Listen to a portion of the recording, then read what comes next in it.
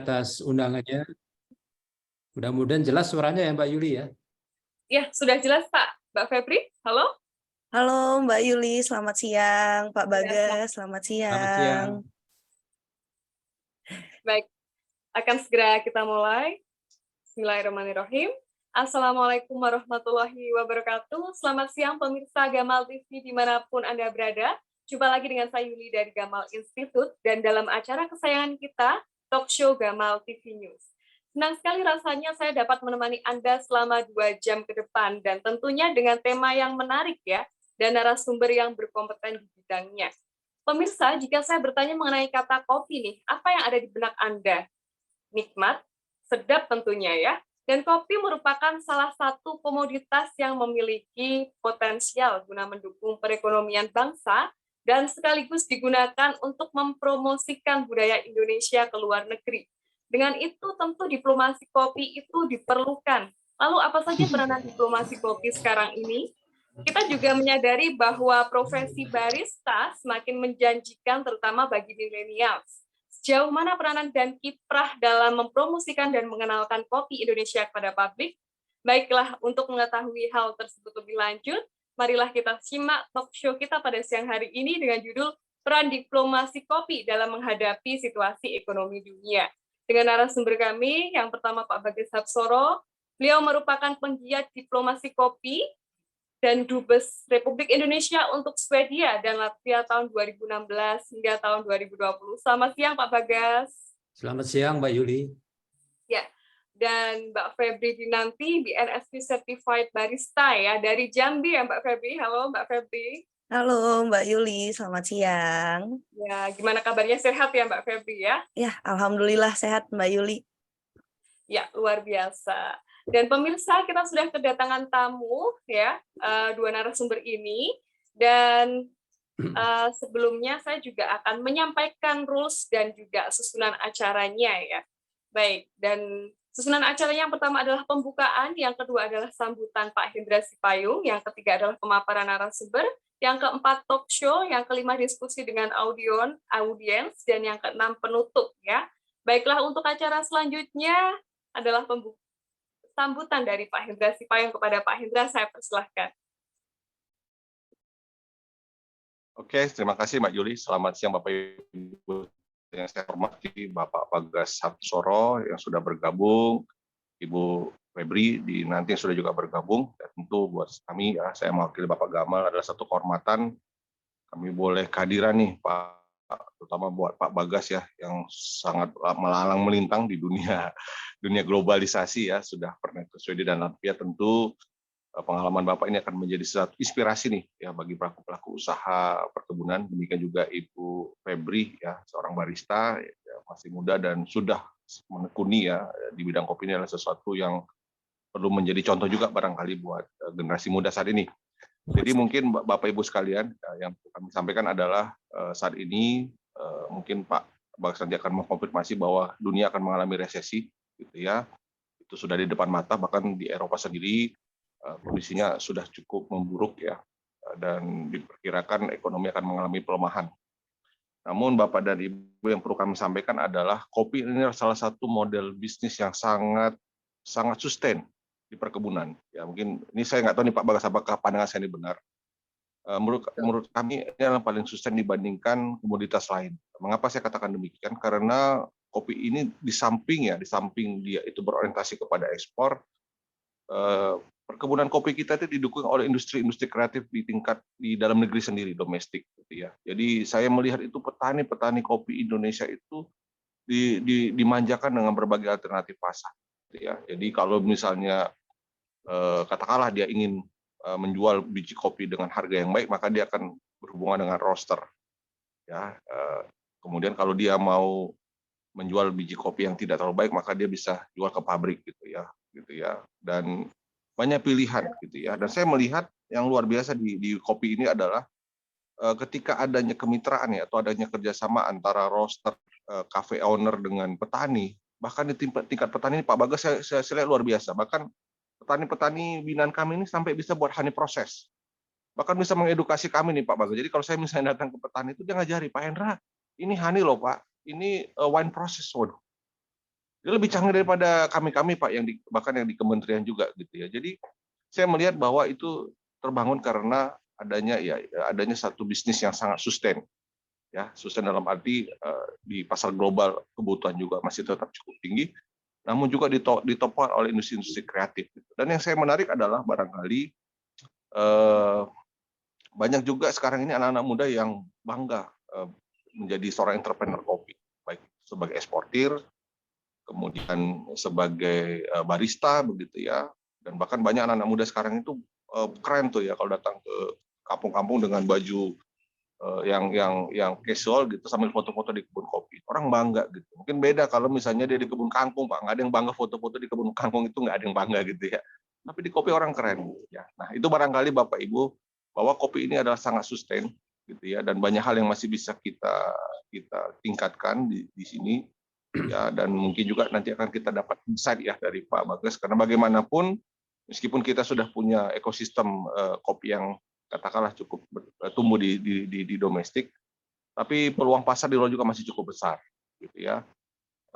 Mungkin kita di tingkat global, mungkin saya nanti mohon dikoreksi Pak Bagas, kita mungkin kalah dengan Brazil ya sebagai penghasil Arabica, kita kalah dengan Vietnam sebagai untuk kopi robusta. Jadi kita ini tidak the best untuk segala, meskipun ya Indonesia dianggap sebagai salah satu penghasil kopi terbaik ya untuk specialty. Ya, tapi dari sisi ekspor, dari sisi penguasaan pasar, kita mungkin kalah dibandingkan katakanlah negara lain begitu ya. Bahkan kalau Vietnam itu punya namanya Vietnam Drip ya, Ibu Febri ya. Kita nggak punya nih Ibu Febri, kita nggak punya satu brand yang ada nama Indonesianya gitu ya. Nah, nanti inilah barangkali yang akan kita dapat insight dari Pak Bagas ya. Demikian juga Ibu Febri. Mudah-mudahan pengalaman dari para narasumber kita pada saat ini memberikan kita insight Pak ya. Termasuk nanti dari sisi diplomasinya apa sih yang harus dilakukan nih, dan apa yang harus dan kontribusi apa nih dari para pelaku usaha untuk kita bisa mewujudkan kopi Indonesia yang lebih sustain. Itu barangkali yang bisa saya sampaikan. Terima kasih buat waktunya dan mudah-mudahan acara ini bisa bermanfaat. Terima kasih Mbak Yuli. Baik, terima kasih kembali Pak Hendra Sipayung. Luar biasa tadi sambutan dari Pak Hendra Sipayung ya. Baiklah, langsung saja kita ke pemaparan materi dari Pak Bagas Hapsoro. Kepada Pak Bagas, saya persilahkan. Terima kasih Mbak Yuli. Saya minta 1 menit untuk bicara dulu, terus nanti Mbak Faras ya, tolong tampilkan ininya, materinya. Saya terima kasih ya. Apa yang disampaikan Pak Hendra Sipayung tuh pas banget tuh, apa yang kita bicarakan sekarang ini. Kopi adalah komoditas yang paling sustain. Betul Pak. Pertumbuhan kopi yang didukung oleh industri lainnya itu sangat-sangat menonjol. Pada tanggal 1 Februari Pak Hendra Sipayung, kami kebetulan sekali ketemu dengan Bapak Mentan, Pak, Menteri Pertanian. Dan beliau menyampaikan, waktu krisis kemarin itu nggak ada tuh yang namanya kopi itu jadi pertumbuhan minus, bahkan naik Pak. Dan ini didukung oleh industri-industri yang lain, termasuk juga yang roastery tadi disampaikan. Dan saya setuju sekali, justru dengan demikian kita buka kemitraan seluas-luasnya. Apalagi kita sekarang di masyarakat yang terbuka, masyarakat yang transparansinya sangat tinggi, negara demokrasi ya. Nah itu satu hal yang kita harus bangga daripada, saya nggak mau nyebutin lah negara tangga kita ini ya, termasuk yang disebutin oleh Pak Hendra tadi ya. Murah ya, tapi kecil-kecil ya, Bu. Oke. Dan saya merasa terhormat hadir di sini ya, teman-teman, Bapak Ibu semuanya, karena PT Gamal Institute ini adalah sangat aktif dalam memberikan dan juga mengedukasi siapapun juga. Dan yang membuat saya bahagia dalam hal ini adalah berjumpa dengan salah satu barista kita, yaitu Mbak Febri Dinanti. Kita baru ngobrol sekali 2 kali, tapi nyambung semuanya ini. Dan saya akan menyapa sahabat saya, Ibu Dubes Nahari. Ibu Dubes adalah mantan dubes kita di Turki ya Bu Nahari ya. Saya pernah ke tempat beliau di Ankara dan itu luar biasa memang pertumbuhannya itu, khususnya untuk yang masalah kopi, kahwe itu sudah bisa memberikan inspirasi siapapun juga. Dan juga saya menyapa juga teman-teman sahabat para suhu kopi di sini ya. Ada juga yang dari teman-teman komunitas kopi Nusantara ada juga di sini. Baik, Mbak Faras, kalau gitu kita bisa mulai dengan paparan yang pertama. Saya singkat aja, nggak usah panjang-panjang. Yang penting diskusinya tuh. Ini yang kedua, Mbak. Yang pertama dulu, Mbak. Ya ini. Jadi Ibu Bapak sekalian, yang kita bahas di sini adalah masalah yang terjadi di dunia persilatan kopi ya. Situasi perdagangan kopi, kedua tantangannya nih. Ya memang ngeri-ngeri sedap ya, tapi kalau kita ikuti, kita lihat potensi kita. Kayaknya kok kita bisa, apalagi teman-teman yang semangatnya sangat besar. Tadi Pak Hendra Sipai mengatakan, barista kita, roastery kita, ini luar biasa. Dan juga yang kita lihat peluang-peluang yang ada di sini, termasuk juga peluang di dalam negeri, peluang di luar negeri. Saya langsung aja kita sampaikan peluang di luar negeri itu adalah antara lain mengikuti pameran aktif business meeting, dan juga ada juga langkah-langkah dalam negeri nih. Edukasi, pemberdayaan, persiapan mengikuti pameran internasional. Yang berikutnya adalah kerjasama dengan mitra terkait Triple Helix. Ini sebetulnya istilah yang terjadi di negara barat ya, Triple Helix. Kerjasama simbiose antara pemerintah, kaum bisnis, dan peneliti. Udah 3 hal itu. Ada tambahan lagi ya dengan pihak-pihak lain. Tapi saya lihat 3 hal ini yang mestinya mendapat suatu perhatian yang khusus. Yang lain adalah terkait dengan pesan-pesan para pemimpin, di mana kita juga anggota di situ. Para pemimpin dunia di G20 juga bahas tuh. Masalah digitalisasi, masalah energi, masalah ketahanan pangan, nyambung tuh. Sampai sekarang jadi ketua ASEAN gitu ya. Ide-ide semacam ini kita gaungkan terus. Nah, terakhir nanti ada kesimpulan. Next, Mbak. Nah, ini yang dilakukan oleh negara-negara terhadap kita ya, hambatan terhadap perdagangan kopi Indonesia. Pertama adalah Filipina melakukan agriculture special safeguard measures ya. Ini sudah dilobi dan alhamdulillah atas perdagangan kita sangat aktif di Filipina sehingga masalah ini bisa ditanggulangi dengan baik. Nah, yang kedua ini isu kontaminasi bahan kimia glyphosate. Kopi Gayo Aceh. Padahal kopi kita ini termasuk favorit loh. Tapi Prancis, Jerman, dan Inggris tuh melakukan ini penyelidikan adanya kandungan-kandungan yang membahayakan untuk manusia dan untuk lingkungan.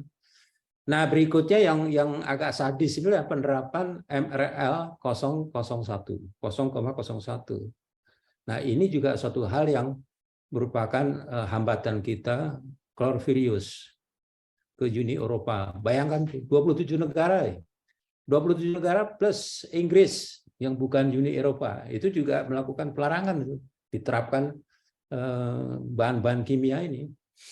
Nah, yang lain adalah pelanggaran Undang-Undang Sanitasi Pangan Jepang oleh biji kopi ini terkait kandungan isoprocarb. Ini akibatnya luar biasa nih. Jadi kita juga tertahan. Kita terus memantau perkembangan ini dan alhamdulillah kita bicara langsung juga dengan kawan-kawan ya, yang menangani masalah itu, khususnya di perwakilan ITPC juga, dan mereka mengatakan ini sedang dilakukan diskusi dengan pihak sana dan mencoba untuk meyakinkan. Yang lain adalah penerapan tarif rate quota TRQ oleh Thailand atas kopi instan Indonesia. Nah, yang terakhir ini saya lihat ini bukan masalah hambatan yang dilakukan oleh orang, tapi hambatan karena situasi. Ada perang sehingga kontainer itu menjadi susah ya. Kontainer itu jadi mahal dan akibatnya ya harga kopi kita ya harus mahal, kalau enggak ya rugi kan. Ngapain kita ekspor keluar kalau tiba-tiba ongkos biaya produksi transportasi itu mahal. Next, Mbak Faras. Silakan. Nah, ini yang disampaikan oleh Bapak Presiden Joko Widodo 6 Agustus 2021 bahwa dibandingkan dengan sektor lainnya, sektor pertanian termasuk kopi ini tidak terdampak.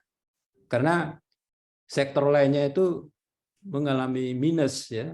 Justru pertumbuhan sektor pertanian, mohon nanti bisa diupdate juga nih. Ini kan tahun 2020 ya. Itu pertumbuhannya 1,7. Saya dengar tahun 2021 juga pertumbuhannya naik. Nah, kalau saya lihat di sini itu saya percaya kok bahwa yang namanya kopi seperti disampaikan oleh Pak Hendra Sipayung tadi, ini bisa menjadi suatu komoditas yang sustain ya. Ini kata-kata yang saya rasa paling tepat. Dan saya ingat Bapak Menteri Pertanian ya, Bapak Syahrul Yassin Limpo ya, maaf. Pada tanggal 1 Februari mengatakan di Pekan Festival Kopi Media Group, beliau mengatakan bahwa tahun ini telah siap mengirimkan 10 juta bibit kopi di Indonesia untuk luar negeri. Dan beliau juga menginginkan, Bapak Mentan ini menginginkan semua restoran besar di dunia itu mempunyai kopi Indonesia. Jadi jangan cuma kopi Brasil, Vietnam, Kolombia, ya, kemudian juga Ethiopia, Indonesia juga masuk sana, restoran-restoran besar ini. Dan beliau secara khusus mengapresiasi para diaspora di seluruh dunia, termasuk perwakilan RI di luar negeri yang terus membantu promosi kopi. Saya sebutkan di sini ya, seperti perwakilan Spanyol, perwakilan Turki. Nah dulu Pak Ibu Nahari pernah di sana tuh, itu aktif juga membantu promosi. Dan bulan Desember yang lalu perwakilan kita yang di Spanyol juga membantu Kopi Liberica dari Kalimantan Barat. Jadi Kopi Liberica ini juga salah satu kekayaan kita juga. Tidak hanya kopi Arabica, Robusta, tapi juga Liberica. Itu tumbuh di Kalimantan dan juga beberapa daerah lain. Next, Mbak. Saya skip aja nanti beberapa hal yang. Nah, ini teknologi ya. Kita punya kesempatan untuk menggunakan sebaik-baiknya. Karena sampai tahun 2025 nanti telah diramalkan bahwa penggunaan teknologi termasuk digitalisasi itu ini akan naik 375% atau 3,8 kali ya daripada kebutuhan sekarang ini. Kalau kita lihat dari diagram ini, Indonesia yang paling tinggi nih. Nah, akibatnya ini dan juga sebabnya ini kenapa? Karena purchasing power juga, internet akses, e-commerce, beli kopi bisa dari pesan dengan GoFood, dengan Grab, serba cepat. Mudah-mudahan ini nanti bisa terrealisir. Kita maklum bahwa memang sekarang lagi ada masalah terkait dengan bisnis online ya. Tapi kalau menurut saya, dengan adanya kesempatan teknologi yang bisa dimanfaatkan, nanti saya akan cerita nanti apa yang Kemlu lakukan pada saat ini, yang hasilnya juga ada, yaitu in-access. Itu terbukti, itu bisa kita melakukan bisnis platform meeting seperti itu. Next. Jadi dengan digital itu ada dua setidak-tidaknya ya. Maaf ini gambarnya agak ini. Jadi pertama adalah teknologi. Teknologi dengan demikian nanti ada blockchain teknologi itu bisa melakukan penelusuran terhadap komoditi kopi. Traceability juga. Terus platform itu ya, platform bisnis itu yang dibuat oleh Kemlu, terutama Direktorat Jenderal Amerika dan Eropa, itu mengembangkan digital yang menuntut promosi perdagangan, kemudian juga pariwisata dan investasi. Next. Ini kita lihat sepintas saja ya, betapa yang namanya in-access ini bisa melakukan suatu bisnis kontak ya, tanpa melihat waktu yang berbeda, tanpa melihat tempat yang berbeda. Kalau sudah klik bisa ngomong langsung. Nanti hasilnya kita lihat di belakang tuh. Next. Nah, isi keberlanjutan atau sustainability ini sangat penting ya. Karena kalau kita lihat di sini itu ini masalah yang paling krusial ya. Ketahanan pangan, pemberdayaan petani, dan juga perlindungan lingkungan. Dan saya lihat di sini juga kesejahteraan petani itu merupakan masalah penting dalam bisnis kopi. Jadi petani tidak hanya menanam, memelihara dan manen, tapi juga pelaku ya, pelaku yang aktif. Suatu dalam rangkaian proses itu petani itu harus ada di situ. Jadi petani itu bukan pegawai atau karena faktor produksi yang nomor 3 tuh petani, tapi justru mereka adalah pelaku-pelakunya. Makanya kita harus edukasi. Dan kita lihat di sini adalah platform berbasis blockchain ya, dengan traceability itu, penelusuran itu akan mendukung kopi ke pasar internasional dengan informasi yang cepat, proses yang lancar, dan informasi terjamin dan transparan. Next. Nah, ini tadi masalah penelusuran tersebut yang telah terbukti. Kawan kita yang ini ya, saya bilang kawan karena mereka sering ngobrol-ngobrol di webinar dan juga di Jakarta, di Jogja, di Surabaya juga. Namanya Pak Suryono dari PT Alco. Ini Mbak Febri pasti tahu nih karena Mbak Febri kan dari Jambi ya, dari Kerinci, jadi tahu persis. Blockchain ini sangat mendukung karena dengan blockchain ini bisa diketahui, oh barang ini di mana, dengan QR bisa tahu. Sekarang sedang diolah. Terus yang satu lagi dilihat, dicek, ternyata barang ini sedang menuju pengiriman. Sekarang sedang melalui terusan Suez. Yang satu lagi ini sebentar lagi 2 hari akan mendarat atau berlabuh di pelabuhan Hamburg. Ini cepat sekali.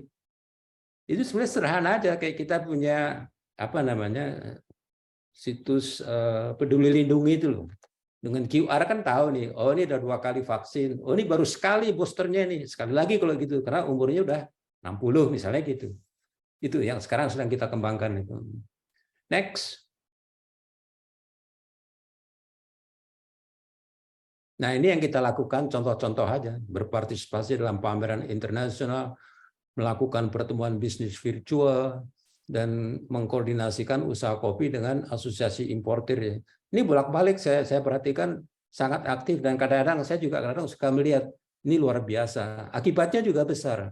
Mesir itu sekarang adalah importir ya kopi Indonesia yang terbesar nomor 2 setelah Amerika. Dan di pelabuhan Alexandria itu ya, itu 100% kopinya adalah kopi dari Indonesia. Luar biasa. Karena aktif dalam mengkoordinasikan usaha kopi dan ikut serta dalam berbagai pertemuan internasional. Dan ini luar biasa, memang tempatnya Mesir ini memang apa ya, boleh dikatakan pasar yang besar. Di situ kan tidak hanya satu negara aja kan, tapi Mesir juga ikut apa namanya free trade area dengan negara sekitarnya.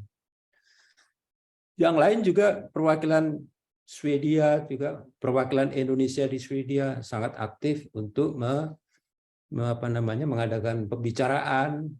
Diasporanya juga sangat aktif dalam hal ini.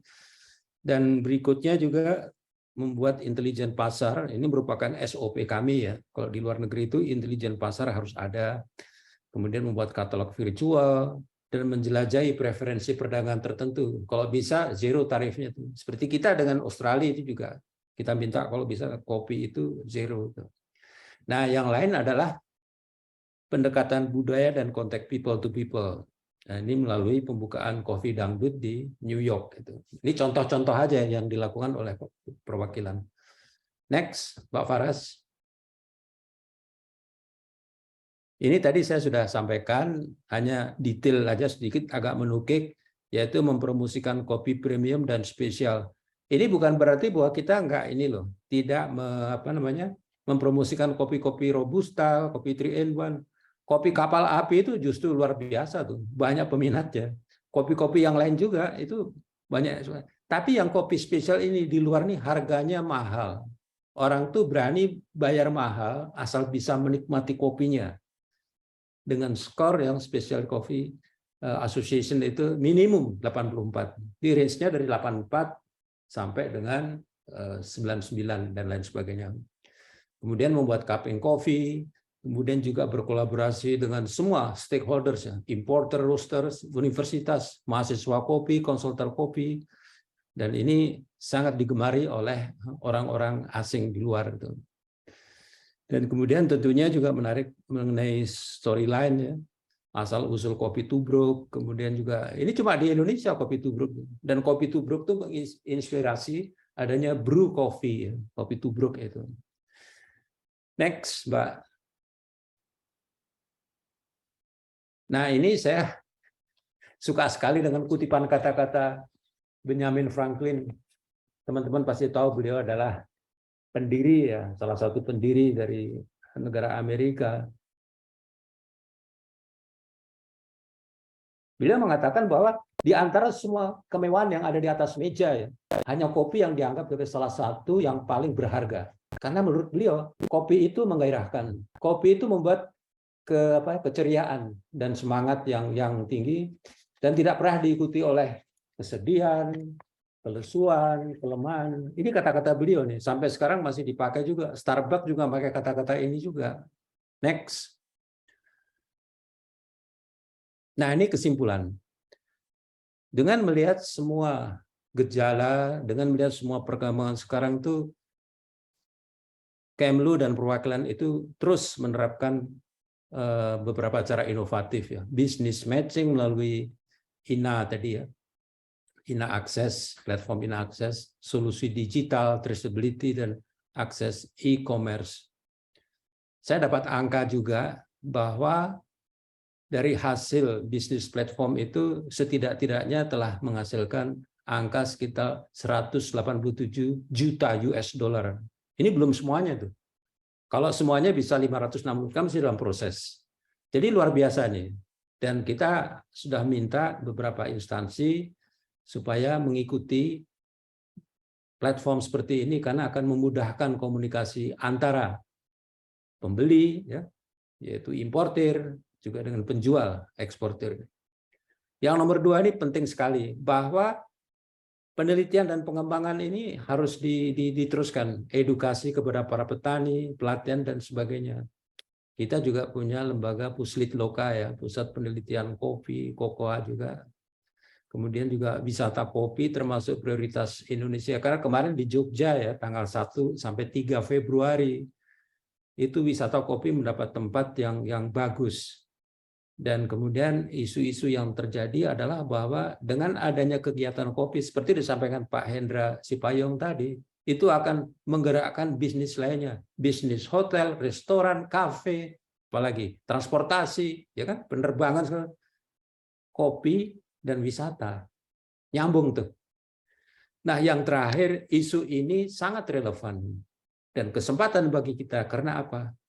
Karena kita tahun lalu adalah ketua G20, isunya kurang lebih juga ya hampir sama juga, energi, transformasi, dan ini sesuai dengan kopi specialty yang berkelanjutan. Demikian Mbak Yuli, terima kasih atas perhatiannya, semoga bermanfaat. Wassalamualaikum warahmatullahi wabarakatuh. Waalaikumsalam warahmatullahi wabarakatuh. Luar biasa sekali tadi paparan materi yang telah disampaikan oleh Pak Bagas. Baiklah Pak, terkait paparan materi yang telah disampaikan, ada beberapa pertanyaan di benak saya. Untuk yang pertama adalah, sekarang sudah semakin banyak Pak terdengar kopi menjadi media diplomasi. Apa Bapak bisa menjelaskan arti diplomasi kopi itu Pak? Terima kasih Mbak. Wah ini langsung nih. Mungkin ada Bu Nahari juga bisa menambahkan ya, kawan saya nih, sahabat saya.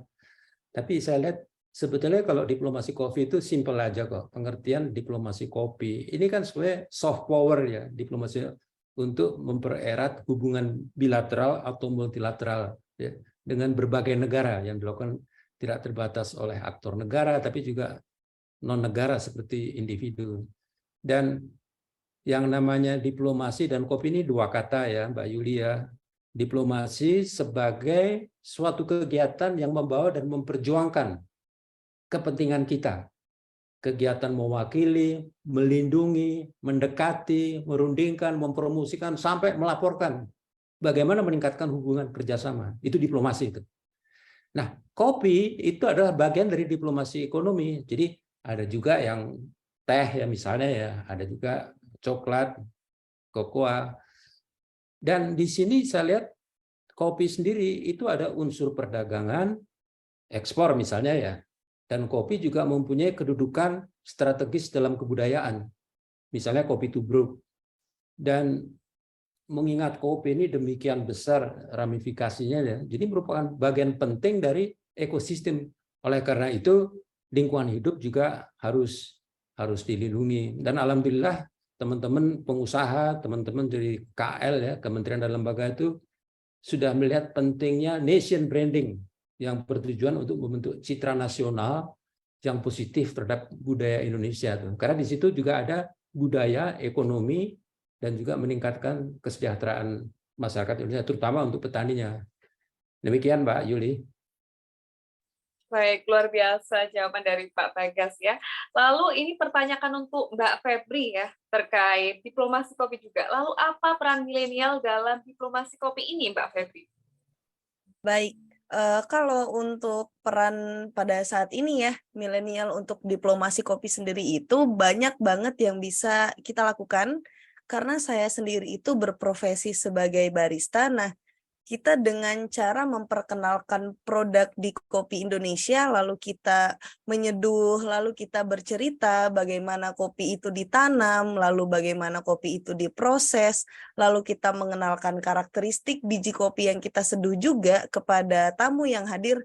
Nah, ini bisa menjadi salah satu mungkin cara yang paling dekat. Apalagi sekarang semua orang pasti kayaknya kayak kita kurang deh kalau nggak ngopi. Nah, dari kopi ini. Tapi teman-teman lihat dulu, kopi ini apa ya gitu. Ini asal Aceh Gayo. Nah, ini karakteristik Aceh Gayo itu seperti ini. Lalu kita beranjak ke Pulau Jawa. Di Pulau Jawa itu ada kopi dari Jawa Barat, Jawa Timur, lalu ada Bali Kintamani yang terkenal dengan rasa jeruk Bali. Nah, ini kan harusnya udah bisa menjadi langkah yang paling dekat ya untuk kita bergabung bersama-sama bagaimana kopi itu sendiri bisa kita ceritakan. Lalu nanti teman-teman yang lain mungkin ini baru ngobrolin soal di bar. Belum lagi kalau teman-teman langsung turun ke kebun kopinya sendiri. Kayak petani itu kan pasti ada kelompok petaninya ya, kalau istilahnya itu poktan. Nah, ada lagi dia yang di koperasinya juga. Ini perlu kita ajak bicara lebih lanjut. Apakah selanjutnya nanti akan dikembangkan dengan proses kopi yang baru, ataukah petaninya punya inovasi untuk menggunakan bakteri-bakteri baik seperti yang sekarang ini petani kita udah canggih banget. Makin ke sini tuh kita lihat dulu proses kopi itu cuman ada proses kering sama proses basah. Mungkin sekarang kita udah lihat ada natural anaerob, itu kopinya udah makin lama difermentasi, lalu ada honey anaerob juga. Itu kopinya juga difermentasi juga. Nah, dengan cara-cara seperti ini kan kita bisa mengembangkan dari kopi itu sendiri ya.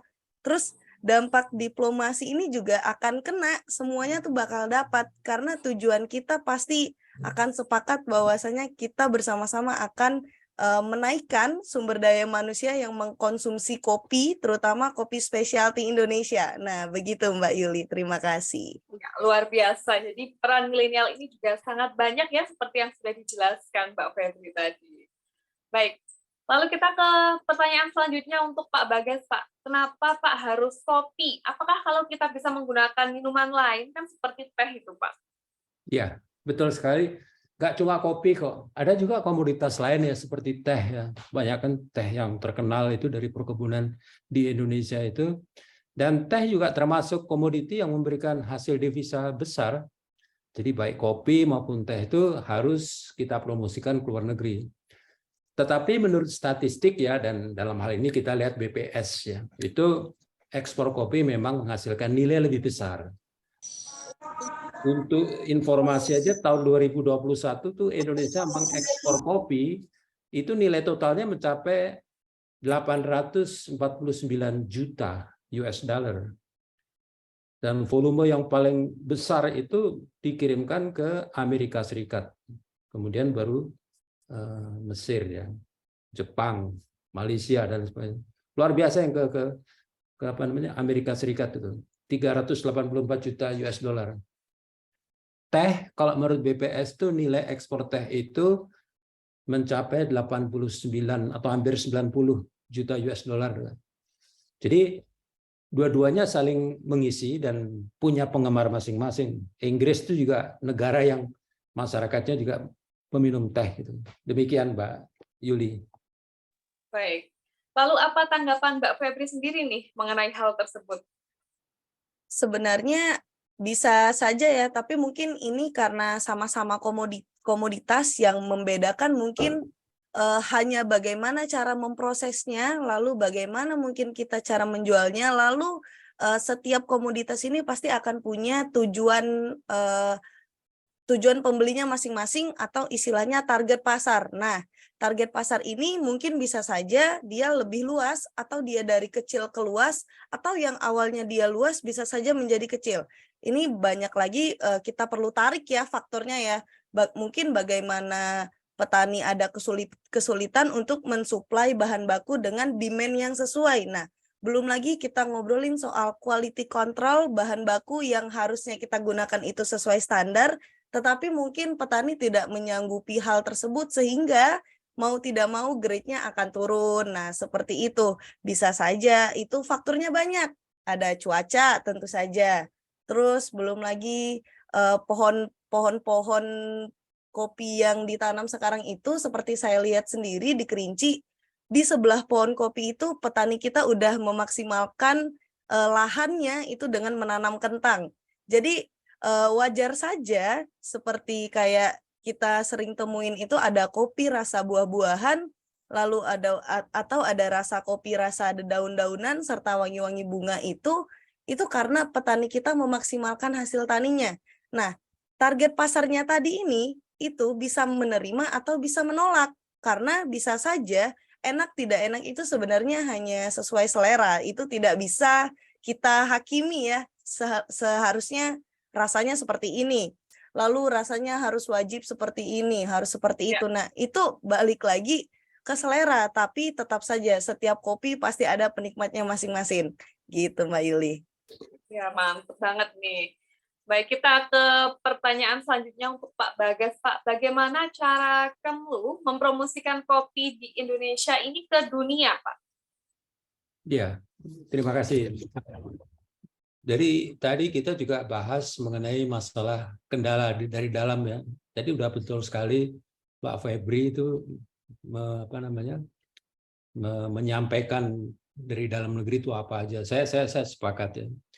Rendahnya mutu produk, kemudian juga masalah SDM, dan juga harga pupuk tidak stabil.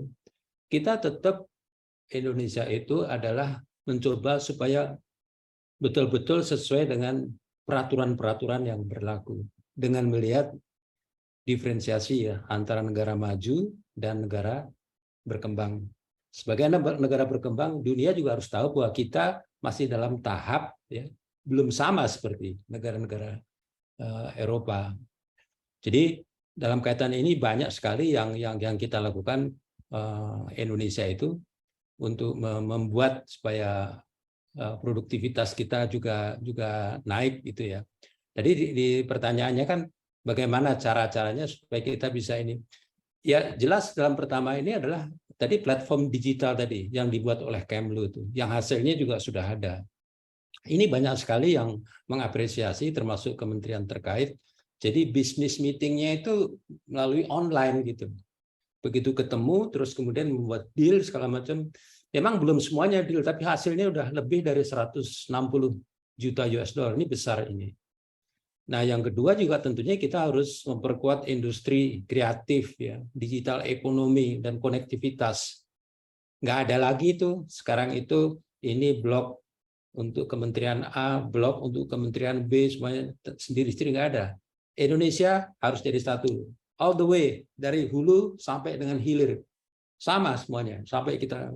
Jadi kita bukan untuk mencampuri kepentingan dari instansi ini, bukan. Kita cukup mengetahui aja dari mana nih kopi berasal, bagaimana pupuknya, bagaimana penempatan ini, dan apakah harga pupuknya ini sesuai, apa terlalu tinggi. Ini contoh ya. Contoh nih, betapa Swiss itu kecewa dengan apa yang dilakukan oleh negara ASEAN yang namanya Vietnam itu. Perusahaan namanya Nestle itu. Ternyata banyak pupuk yang ilegal dimasukkan di situ. Akhirnya mereka pengen tanam modal dan sudah sekarang 2 tahun ini Nestle itu mengambil kopi ya, kopi dari Lampung dan aman, bahkan meningkat terus. Nah ini yang sebetulnya kalau saya perhatikan kita nggak bisa kayak gitu dalam dunia sekarang ini berupaya untuk main curang ya. Nah ini yang terjadi dan ini diketahui oleh Nestle. Yang tentunya saya tambahkan juga pengembangan ekonomi hijau ini yang sekarang sedang berlangsung dan kekompakan antara institusi teknis ini yang saya perhatikan semakin lama juga semakin ada hasilnya. Dan INA Akses tadi yang saya sampaikan tadi kan juga meliputi perdagangan, pariwisata, investasi. Dan ini bagus kalau ditampilkan dalam Indonesian Economic Outlook. Dengan demikian investor, negara-negara itu bisa melihat, oh demikian toh, rupanya Indonesia itu udah serius Tidak hanya masalah perdagangan, tapi terkait juga dengan wisata, terkait dengan investasi. Nah, ini yang dilakukan oleh Kemlu, dan mudah-mudahan kita bisa mendapatkan target yang lebih tinggi lagi untuk tahun ini. Dan ini tidak hanya berlaku untuk Amerika, Eropa ya, tapi juga dengan kawasan lain, Asia, Pasifik, dan juga terutama Afrika juga kita minta supaya peluang ekspor juga tercipta gitu. Demikian Mbak Yul. Baik. Lalu tadi ada terkait cupping coffee ya Pak, seperti itu. Nah, sekarang menurut Mbak Febri, sebagai seorang barista, apa pendapat Mbak Febri mengenai hal tersebut? Sebenarnya kalau cupping coffee itu dilakukan tujuannya bervariasi ya. Ada buat quality control si roasted beans tersebut itu dilakukan oleh seorang cuppers. Nah, di cuppers ini kalau secara spesifiknya lagi kita tarik itu ada julukannya atau ada dua, itu ada air grader sama robusta atau key grader. Nah, kalau air grader ini dia khusus kategori beans robusta, lalu kalau dia key grader itu dia khusus beans yang arabica. Jadi kalau coffee cupping ini juga secara universalnya kita sama-sama untuk menghidu aromanya, kita cari aroma kering, lalu kita cari aroma basahnya, lalu nanti ketika di break keluar aroma apa, lalu nanti ketika suhunya panas itu dapatnya rasa apa, lalu kita juga bisa merasakan intensitas dari kopinya itu seperti apa, terus lalu ada tekstur kopinya juga seperti apa. Nah, itu sebenarnya sangat spesifik, tapi ketika kita tarik itu juga punya tujuannya supaya apa? Supaya kita bisa mengenalkan kopi-kopi di Indonesia ini itu sangat macam rasanya, sangat macam profilnya, dan sangat banyak pula lagi karakteristiknya. Itu juga sangat dilakukan ya, apalagi kita selaku barista di kedai kopi. Jadi sebelum kita jual specialty coffee tersebut, atau kita biasa istilahnya dalam manual brew, atau mungkin teman-teman lebih awam dengan kata V60. Nah, itu kita melakukan coffee cupping, karena dengan cara coffee cupping kita lebih mudah atau lebih gampang untuk mendapatkan bagaimana karakteristik biji kopi yang akan kita jual. Nah, jadi dari parameter coffee cupping itulah lalu kita cari resepi seduhnya, lalu kita jual, lalu kita komparasikan rasa yang kita seduh apakah mendekati dengan rasa yang kita cupping gitu. Sebenarnya itu tujuan paling umum buat dilakukannya coffee cupping. Begitu Mbak Yuli, terima kasih. Ya, baik. Mantap sekali jawaban dari Mbak Febri. Baik, kita ke pertanyaan selanjutnya nih untuk Pak Bagas ya. Saya penasaran Pak ya, terkait kesulitan, bagaimanakah kesulitan dalam mempromosikan kopi Indonesia ini ke seluruh dunia Pak? Ya, ini memang kompleks ya. Tapi kalau saya bisa pilah-pilah ya, kesulitan itu apa aja ya. Mungkin hambatan dalam hal ini, hambatan-hambatan kita untuk mengekspor kopi ya. Itu nanti bisa kita lihat bagaimana. Yang pertama tentunya adalah hambatan yang dibuat oleh negara tadi. Saya sebutkan beberapa negara tadi ya. Hambatan perdagangan dan juga hambatan, kalau perdagangan itu kan hambatan tarif, kemudian juga hambatan non-tarif. Non-tarif itu isunya perlindungan lingkungan. Itu udah klasik mereka gitu. Dan mereka juga minta persyaratan untuk masuk ke negara-negara mereka ya. Ini persyaratannya tinggi untuk ke pasar global ini. Termasuk persyaratan sertifikasi yang berkelanjutan dengan alasan tadi, masalah ekosistem. Ada juga hambatan yang munculnya dari tahun lalu itu, Februari, yaitu perang Rusia sama Ukraina. Ini menyebabkan situasi di situ kan nggak aman kan ya. Harga sewa kontainer tuh menjadi mahal dan semakin langka kita cari kontainer yang betul-betul cocok ya dalam hal ini. Nah, ini juga membuat ongkos produksi menjadi mahal. Berikutnya adalah masalah perubahan iklim. Perubahan iklim ini bagaimanapun juga harus kita hadapi, harus kita tindak lanjuti, antara lain juga dengan adanya edukasi itu. Kita juga sering melihat kok, betapa petani itu kadang-kadang ditakut-takutin. Lo harus pakai sertifikasi ini, sertifikasi. Padahal dia nggak tahu sertifikasi itu apa maksudnya. karena bahasanya terlalu tinggi kadang-kadang. Jadi dengan bahasa yang membumi bahwa yang namanya ekosistem itu harus dengan kata-kata yang mudah dicerna itu mungkin orang jadi sadar gitu. Nah, itu butuh sesuatu yang sifatnya itu betul-betul membumi, karena kopi ini kan sebenarnya membumi kan. Kopi ini kan 98% kan perkebunan rakyat kan. Jadi dengan bahasa rakyat bisa tahu, dan kita di Kementerian Luar Negeri sudah terbiasa sekarang dengan diplomasi yang membumi dengan bahasa yang gampang dicerna, yang langsung itu. Saya rasa itu aja. Nggak boleh ada communication gap ya antara pengambil keputusan dengan petani itu sendiri. Jadi saya setuju tadi yang disampaikan kembali lagi ya dari pada waktu pembukaan itu Pak Hendra Sipayung bagus sekali tuh. Kopi itu kian relevan dibahas pada saat semua negara tidak dapat menghindari resesi itu dan kerawanan pangan. Ketahanan pangan harus kuat, petaninya harus sejahtera gitu ya. Karena pengelolaan lingkungan itu juga harus melalui edukasi. Mungkin itu aja Mbak yang saya sampaikan Mbak. Baik. Kemudian terkait ekspor kopi tadi ya Pak ya. Lalu bagaimana dampak ekspor kopi Indonesia terhadap perekonomian Indonesia, Pak?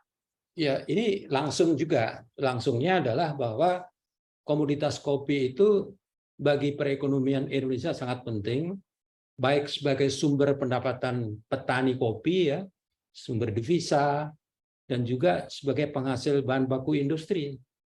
Dan saya lihat di sini juga penyedia lapangan kerja melalui kegiatan pengolahan, pemasaran, perdagangan, dan dengan adanya kopi ini saya rasa ya ekspor kopi ini itu membuat Indonesia itu tidak hanya semakin dikenal, tapi orang tuh lihat wah kalau kopi Indonesia nggak ada duanya lah kira-kira gitu tuh. Itu mempunyai satu kesan yang sangat bagus dan berbeda dibandingkan dengan kopi-kopi dari negara pengekspor lain. Demikian Mbak. Ya. Lalu bagaimana tanggapan Mbak Febri terkait ekspor kopi terhadap perekonomian? Apakah setuju dengan pendapat Pak Bagas?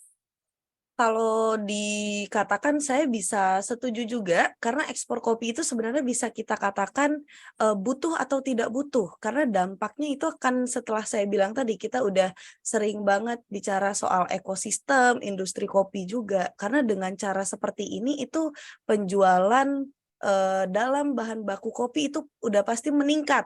Karena dengan kita lihat seperti saat ini saja, sekarang di Indonesia itu udah makin banyak yang mulai menggunakan kopi specialty. Nah, terus teman-teman di Indonesia juga sering juga menggunakan kopi-kopi dari luar negeri seperti Kolombia, Ethiopia, Brazil, dan Vietnam dan lainnya, tapi tidak menutup kemungkinan pula bahwasanya kopi Indonesia itu juga bisa untuk diekspor keluar juga, karena setiap kopi tadi pasti ada penikmatnya. Karena begini, saya ingat betul bahwasanya petani Kerinci itu yang bernama Pak Triono. Nah, itu berhasil menjual kopi ke Korea Selatan. Nah, Pak Triono ini berhasil menjual kopi ke Korea Selatan, lalu setelah berhasil dijual ke Korea Selatan, yang penikmat itu minum kopi ke Korea, wah, ini kopi Indonesia gitu. Merekanya kaget, karena kita tarik ulur lagi, kalau pada saat dulu itu ya, kita ingat betul bahwasanya ada film dokumentasi yang berjudul A Cup of Java. Nah, dari sinilah kopi Indonesia itu kita lihat banyak ragamnya, banyak karakteristiknya juga. Jadi tentu saja ini ini sangat diperlukan, apalagi untuk beberapa petani yang sangat diperlukan untuk menyekolahkan anaknya, untuk ekspansi lahan kebunnya, lalu untuk mengembangkan proses kopinya, belum lagi dia ingin memasukkan produknya, lalu apakah bisa ketika biji kopi itu sudah dijualnya, apakah ada pohon atau daun-daun kopi yang digunakan untuk hal yang lain, karena di komoditas kopi ini kita selalu berbicara soal sustainability, keterusannya. Jadi kalau bisa, semua yang berbau dengan kopi ini bisa digunakan, bukan hanya biji ceri merahnya saja, ataukah daun kopinya bisa digunakan sebagai pengharum, atau nanti digunakan didaur ulang sebagai apa. Ini banyak banget. Tapi saya bisa katakan bahwa saya sangat setuju sekali dengan Pak Bagas bahwasanya ekspor kopi ke luar negeri itu sangat diperlukan demi kemajuannya perekonomian di Indonesia. Begitu Mbak Yuli. Mantap banget. Baik, ini pertanyaan selanjutnya untuk Pak Bagas. Dalam beberapa pernyataan Kemlu ya Pak ya, diplomasi kopi tidak saja ekonomi tetapi juga kebudayaan dan sosial. Bisakah Bapak menguraikan lebih lanjut tentang hal tersebut? Ya, jadi saya sudah jelaskan mengenai bagaimana kopi itu mempunyai tempat ya di hati orang. Jadi secara ekonomi tadi sudah kita tahu ya berapa ekspor, impor, dan gunanya untuk apa. Nilai lebih dari kopi ya, ini kan dari kebiasaan kita, nenek moyang kita ya, yang sudah ratusan tahun lah gitu ya, membayar kopi. Ini kan sangat-sangat panjang prosesnya, sampai dikenal sampai di luar negeri itu. Jadi dengan demikian pengetahuan orang lain khususnya orang luar negeri itu yang mengenai kopi itu jangan cuma sekedar barang ini berasal dari ini, dari Indonesia dan sebagainya. Tapi mereka juga harus tahu bahwa kopi Indonesia ini spesial. Diakui geographical indication-nya jumlahnya saya dengar sekarang 18 dari Gayo ya sampai dengan Papua, Gayo Aceh sana tuh sampai Papua. Dan mereka tuh mempunyai suatu kekhasan sendiri, geographical indication. Dan saya perhatikan semakin lama orang menghargai. Nah, pentingnya bagi kita apa? Pentingnya adalah tidak bisa dipalsu, nggak sekedar kopi, bukan kopi yang cuma asal daur ulang. Nah, ini kopi Indonesia. Nggak bisa tuh, nggak boleh. Ini adalah kopi buatan Flores Bajawa. Rasanya demikian, ABC. Jadi ini yang orang dari luar tuh harus mengetahui. Oh, kalau kopi Gayo itu memiliki rasa yang tidak pahit, keasamannya rendah, serta sedikit sentuhan rasa manis. Dengan demikian, kopi Arabica Gayo seringkali dijadikan sebagai bahan campuran berbagai house blend coffee. Ini luar biasa ini. Di Eropa, di Amerika, makanya saya pernah suatu saat saya minum kopi nih di Amerika. Saya lihat, kok mereka tuh pesan bolak-balik tuh saya dengar tuh mereka pesan ngomong, pokoknya Arabica khusus Gayo. Satu lagi grup lain tuh ngomong, pokoknya Flores Bajawa. Ini luar biasa. Saya tuh rasa ada rasa kebanggaan gitu ya. Kopi Arabica Flores Bajawa ini ternyata memiliki ciri khas yang unik. Aroma kuat bernuansa bunga ya, fruity itu. Keasamannya sedang, kekentalannya sedang sampai kuat. Mandailing lain lagi tuh. Dan ini 18 loh, nggak cuma 3 tadi yang saya sebutin. Kalau Mandailing itu aroma unik dengan sedikit campuran rempah, coklat, bunga, buah-buahan. Waduh. Seperti yang tadi disampaikan Pak Febri tadi. Kopi Kerinci itu. Kebetulan sekarang yang memiliki koperasi kopi Kerinci ini Pak Suryono ya, namanya hampir sama seperti saya. Pak Suryono Bagastani, lagi di Norway sekarang tuh. Mereka bilang, waduh, sangat bagus ini prospeknya. Dan sekali lagi ya, kopi ini merupakan kesenian juga karena yang nikmat tidak hanya sekedar menyeduh kopi, bubuk, dan menuangkan dalam cangkir ya. Tapi datang dari proses yang panjang, yang rumit, dan rumit itu membutuhkan ketekunan dan kesabaran. Ini Mbak, saya lihat dari sisi sosialnya ya, dan ini siapapun yang mempelajari pasti akan tertarik. Demikian Pak, makasih. Baik. Lalu Pak, untuk pertanyaan selanjutnya, ini ada kasus ya, fenomena sekarang ini kebanyakan anak muda Indonesia tidak bisa bekerja atau berpikir sebelum menyeruput kopi. Apalagi banyak sekali kedai kopi di mana mereka bisa lebih fokus untuk bekerja di sana, Pak. Nah, ini seperti gaya hidup baru bagi mereka. Lalu apa pendapat Anda tentang fenomena ini, Pak? Ya, ini memang betul sekali, Mbak. Dan saya mohon bantuan kawan-kawan di sini juga ya, barangkali Mbak Febri juga bisa menambahkan. Nah, sekarang ini kan kalau kita lihat ya, anak muda ini kan aktivitasnya padat ya. Yang kedua juga budaya nongkrong. Berikutnya tren di media dan dunia maya. Jadi kalau aktivitas yang padat, milenial kerap kali harus tetap terjaga. Termasuk anak saya tuh, dua-duanya perempuan kebetulan. Kopi adalah suatu minuman ya yang menjadi pilihan pada saat untuk menemani aktivitas, karena kandungan yang dikandungnya itu bisa membantu konsentrasi saat beraktivitas. Yang keduanya tadi saya bilang budaya nongkrong ya. Kalau budaya nongkrong ini kan mengerjakan tugas sambil juga ada yang setelah itu hangout bersama teman-teman. Kopi sering jadi teman untuk nongkrong berlama-lama gitu ya. Jadi karena ini buat semangat juga. Dunia mereka itu betul-betul, dan inspirasi banyak timbul. Nah, yang terakhir tadi saya bilang mengenai tren di media dan dunia maya ya. Saya lihat banyaknya postingan ya di Instagram, di Facebook dan segala macam itu, bahkan TikTok gitu ya. Ini kan melihat bahwa milenial menggunakan media sosial untuk bisa mengikuti dan setidaknya mencoba tren-tren ini ya. Misalnya media film, novel yang menggunakan kedai kopi sebagai latar belakang, ini semakin banyak ini. Jadi kesimpulan saya, Mbak Yuli, mungkin Mbak Febri juga bisa menambahkan, kopi ini adalah salah satu lifestyle generasi milenial. Baik itu murah, baik itu mahal, generasi kita rela kok merogoh kocek untuk minum kopi dan menjadikannya sebagai satu keseharian. Itu Mbak Yuli. Ya, lalu apa pendapat Mbak Febri terkait fenomena tersebut? Apakah setuju dengan pendapat Pak Bagas? Kalau dari kita lihat di era sekarang itu ya, itu semuanya karena kopi benar udah masuk ke kategori lifestyle juga, udah masuk ke kategori kebutuhan juga. Karena di dalam kandungan kopi itu kan ada kafein. Nah, kafein inilah nanti yang ketika kita konsumsi, dia akan bekerja di dalam tubuh kita sebagai pemacu adrenalin hormon kita. Makanya teman-teman kayak, aduh, kalau mau ngopi pasti nanti nggak bisa tidur. Nah, sebenarnya itu bukan nggak bisa tidur, tapi itu malah bikin teman-teman nanti yang jam istirahatnya akan lebih beda dari jam biasanya. Karena untuk konsumsi kopi itu juga ada jamnya tersendiri.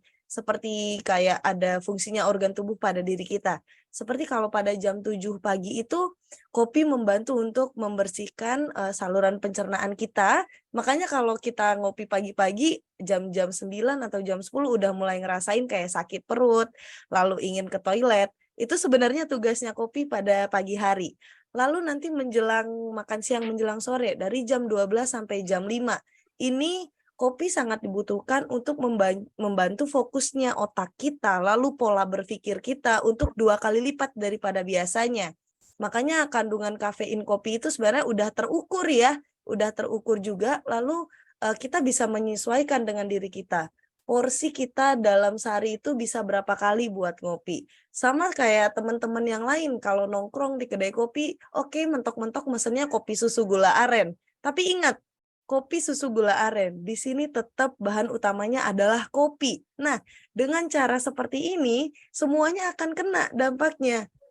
Bahan bakunya kopi akan tetap terjual, petani gula aren kita akan tetap terjual juga. Nah, di sini harusnya kita udah mulai berpikir bersama-sama bahwasanya ayo, kopi susu gula aren merupakan kopi signature-nya Indonesia. Karena hanya menurut saya, maaf Pak Bagas kalau salah bisa diperbaiki ya, untuk produksian gula aren itu paling besar di tanah Indonesia ya Pak Bagas. Karena kalau di luar negeri itu klepon aja mungkin nggak tahu teman-teman di luar sana klepon apa gitu. Iya kan? Jadi kalau buat di Indonesia sendiri seperti gula aren, lalu ada kopi susu klepon, sekarang waduh udah ada vanilla coffee juga, karamel coffee juga. Itu tetap kita tarik lagi. Bahan baku utamanya adalah kopi. Dengan cara seperti ini, kopi akan naik terus sumber daya manusia yang mengkonsumsi kopi. Walaupun itu tetap ada sirupnya dan lainnya, itu saya katakan tidak masalah juga. Dengan cara seperti teman-teman udah bisa membantu petani kopi di Indonesia dan membantu UMKM kopinya akan terus berjalan juga. Begitu Kak Yuli, terima kasih. Iya, baik. Mantap sekali ya tadi jawaban dari Mbak Febri. Baik, ini ada pertanyaan juga yang tidak kalah menarik ya. Sebagai penikmat kopi, apa keunikan kopi Indonesia, Pak Bagas? Apa yang membuatnya berbeda dari negara lain? Ya, ini pertanyaan yang sangat relevan dengan profesi yang sedang digeluti oleh Mbak Febri itu. Saya lihat ya dalam hal ini ya, profesi barista ini bisa tahu selera orang. Ini seperti ahli nujum aja itu kalau saya lihat nih. Dia tahu ini, kalau pengennya agak manis, kalau bagaimana itu. Kalau saya lihat ya, aroma yang khas, yang unik itu kopi Arabica, Gayo Aceh. Dan ini menjadi salah satu unggulan, Mbak Yuli, produk unggulan di pasar kopi, Indonesian Specialty Coffee. Aroma dan rasa yang dimilikinya, segi rasa biji kopi dari dataran tinggi Gayo. Saya pernah ke sana dulu tahun 2004. Itu luar biasa memang. Memberikan pengaruh kepada cara penanamannya. Kondisi tanah, kandungan air itu menyebabkan cita rasa yang khas. Bukan suatu hal yang kebetulan ya. Ini yang disukai oleh orang Eropa dan orang-orang Amerika. Kombinasi rasa tadi saya sampaikan itu disukai dan favorit dari para penikmat kopi di Amerika Serikat dan Eropa. Oleh karena itu kopi Gayo cukup terkenal di sana tuh. Jadi kalau kita mau menggambarkan rasa itu tuh rasa yang kuat dan betul-betul cocok dengan selera mereka. Saya tambahin satu ilustrasi lagi ya. Salah seorang pendiri Starbucks ya, namanya Howard Schultz mengatakan bahwa kopi yang paling enak itu justru dari kopi Sumatera. Tuh dia bilang gitu. Saya nggak tahu kalau minum itu, kata dia, rasanya kok saya benar-benar senang banget tuh. Merasakan betul rasa kopi yang cocok itu. Tapi gini ya Mbak Yul, saya tidak hanya satu kopi itu aja. Saya juga suka Flores Bajawa yang memiliki rasa apa ya, khas unik ya, aroma yang bernuansa bunga yang keasamannya sedang. Kemudian kopi Mandailing saya juga suka, aroma unik campuran sedikit rempah, sedikit coklat, ada juga bunga buah-buahan. Jadi kalau saya perhatikan inilah kekayaan Indonesia, dan kita juga harus bersyukur kita tinggal di Indonesia. Itu aja Mbak. Mungkin Mbak Febri punya pandangan yang lebih ini lagi, meyakinkan lagi barangkali. Ya. Baik, sebelum kita ke Mbak Febri, tadi kan ada pernyataan Bapak terkait kopi Arabica Gayo Aceh ya. Apakah ini memang kopi yang favorit Pak menurut Bapak sebagai seorang penikmat kopi? Lalu mengapa? Yaitu orang kan bilang kalau jatuh cinta itu kan pada pandangan pertama ya Mbak Yul ya. Pertama kali bisa merasakan keenakan kopi itu justru kopi Arabica. Ya saya juga suka kopi yang 3-in-1 ya. Kopi yang saset itu saya juga, kapal api saya juga senang. Cuma kalau untuk grade ya, tingkatan mulai 85 ke atas itu, ini saya boleh. Dan saya lihat bisa menjadi hasil ekspor yang membanggakan. Banyak juga sih kopi-kopi lain yang saya coba juga, termasuk Kintamani, terus Toraja juga, itu top juga tuh, enak sekali tuh. Demikian Mbak. Lalu untuk Mbak Febri sendiri nih, mana jenis kopi favorit Mbak Febri sebagai seorang penikmat kopi? Kalau ditanya soal yang favorit ya, tentu saja karena saya seorang barista juga, saya bisa menjawab kalau saya itu ada 2 jenis kopi yang sangat saya sukai. Satunya itu Arabica kerinci. Nah, ini waduh, udah mungkin teman-teman yang lain udah sering banget notice, wah di kerinci itu penuh banget kekayaan. Tapi karena kita bicaranya soal selera ya Pak Bagas ya, saya juga suka Pak Aceh Gayo Pak, karena Robusta kerinci itu di Jambi ini juga sering digunakan untuk campuran house blend-nya tadi Aceh Gayo Arabica. Nah itu benar, kalau Aceh Gayo itu sangat cocok untuk dijadikan house blend. Kalau di kerinci kita ada Arabica, lalu ada Robusta juga. Tapi kalau buat saya itu paling favorit adalah Arabica kerinci, karena rasanya itu di belakang lidah saya pasti ada rasa sedikit kayu manisnya, lalu ada teh hitamnya juga. Lalu beberapa hari yang lalu saya menemukan kopi kerinci itu ada rasa blueberry-nya. seperti selai blueberry, lalu ada di varietas kopi selanjutnya kerinci juga. Nah, ini saya dapat rasa yogurt seperti saya memakan Cimori peach yogurt itu. Waduh, Iya. ini saya merasa bangga, maksudnya saya sedikit terharu kemarin seorang petani bisa menginovasikan kebunnya, lalu menciptakan rasanya dari biji cerinya sendiri, lalu ada sosok prosesor yang memprosesing biji kopinya tadi, lalu dikembangkan lagi oleh seorang roaster, sehingga sampai di lidah saya, wah, ini sangat luar biasa dan saya sangat bangga kalau saya terjun langsung ke kebun kopi, saya langsung menyicipi kopi blueberry-nya dan saya sangat approve itu Arabica kerinci blueberry, lalu ada kerinci yogurt juga, ada kerinci Gunung 7 dengan khas kayu manisnya. Wah, ini saya mungkin berbicara seperti ini teman-teman kaget. Apakah benar kerinci bisa dapat rasa seperti itu? Itu teman-teman bisa tanyain sama barista-barista yang lain juga, bahwasanya alam Indonesia sangat penuh kekayaan juga. Ini baru di kerinci. Di Bali ada intens rasa jeruk. Ini kopi, ini segelas kopi tapi kita bisa ngerasain segelas jeruk sangkis itu gimana ya rasanya ya. Lalu ada sepet kulit jeruk. Lalu untuk di Jawa Barat kita dapat rasanya mangga muda. Wah, teman-teman harus cobain satu persatu dan ini tidak bisa disamaratakan. Dan lalu ada Liberica di Kalimantan, lalu ada Liberica juga di Tanjung Jabung Barat dan Tanjung Jabung Timur di Kota Jambi, Provinsi Jambi tentunya. Ini teman-teman harus dieksplor satu-satu karena kalau satu regional aja tidak cukup.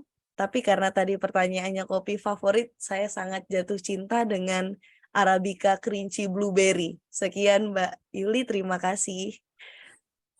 Baik. Pak Febri. Iya, iya Pak Bagas. Yang saya pegang ini kopi kerinci nih. Wih, Wow. iya Pak. Ini luar biasa. Mm-mm. Saya ngicipin ya, dan ada turis kebetulan dia dari Nordik ya. Satu lagi yang dari Jenewa. Senang sekali. Dong, Pak. Iya Pak. Ini. Iya. Kebetulan tinggal 2, nanti kapan-kapan saya kirim kalau misalnya suka. Iya Pak. Expiry date-nya masih September sih, masih cukup lama. Tapi benar tadi sampaikan, rasa blueberry, rasa itu, waduh, mengerikan, betul mengerikan. Iya Pak. Saya juga ngestok soalnya biji kopi blueberry itu di rumah sampai setengah kilo buat saya kasih ke teman-teman yang datang ke rumah. Jadi saya nggak bisa ngomong banyak karena kita terharu itu sebagai pelaku di industri kopi, kita bisa menyicip bagaimana kayanya cita rasa kopi di Indonesia. Betul. Baik. Lalu kita ke pertanyaan selanjutnya. Bagaimana menurut Bapak cara strategis untuk meningkatkan popularitas kopi, Pak, dengan memanfaatkan sektor ekonomi yang lain? Iya. Ini menarik ya Mbak ya. Saya lihat ini pertanyaannya juga edukatif ya.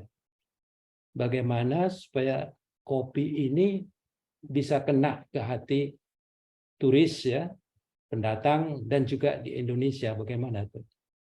Saya perhatikan kreativitas ini perlu dimunculkan. Pada waktu tanggal 1 sampai 3 kemarin di Jogja itu ada sidang yang namanya ASEAN Tourism Forum. Nah, di situ dilihat betapa yang namanya wisata kopi itu juga bisa membuat orang itu senang ya. Wisata kopi itu bisa di Jogja, bisa di Bali, bisa dimanapun juga. Dan saya lihat ini merupakan kreativitas semuanya juga. Bagaimana kalau kopi ini bisa dimasukkan dalam program destinasi wisata. Jadi wisata itu tidak hanya menawarkan keindahan alam kan, tapi juga ada edukasi dalam proses pembuatan kopi, proses pembuatan teh ya. Orang-orang Eropa ya terus terang itu senang sekali itu.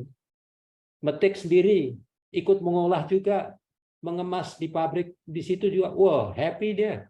Tempatnya juga spesial, menikmati paket coffee walk, berolahraga santai sambil menghirup udara sejuk dan segar. menikmati matahari terbit dan tenggelam. Ini kan nggak ditemukan di negara sebelah nih. Maksudnya, saya nggak akan ngomong mana ya. Tapi coba dong, wisata mereka besar, kita pun juga bisa lebih besar. Tempatnya banyak, bisa itu. Tadi di chatting tuh ada tuh Pak Muladianto ya, kopi Maumere. Saya setuju juga, saya pernah ngerasain tuh. Itu rasanya kuat juga. Mas Aris ya, Robusta Muria tuh. Itu top juga tuh, nendang juga. Nah, tentunya dalam hal ini ya, kalau kita bisa bersatu memadukan sektor wisata, sektor ini jadi nih barang nih. Dan harganya juga ya tentunya kalau kita mengemas seperti ini kan ada targeted ya. Target kepada siapa? Kepada peminum kopi di sini atau di luar. Kalau untuk peminum kopi di sini mereka punya segmen tertentu ya. Tapi kalau di luar itu biasanya mencari yang betul-betul mempunyai grade dan lain sebagainya. Itu aja Mbak, sekedar ini aja merespon pertanyaan yang bagus tadi. Lalu apa pendapat Mbak Febri terkait hal tersebut?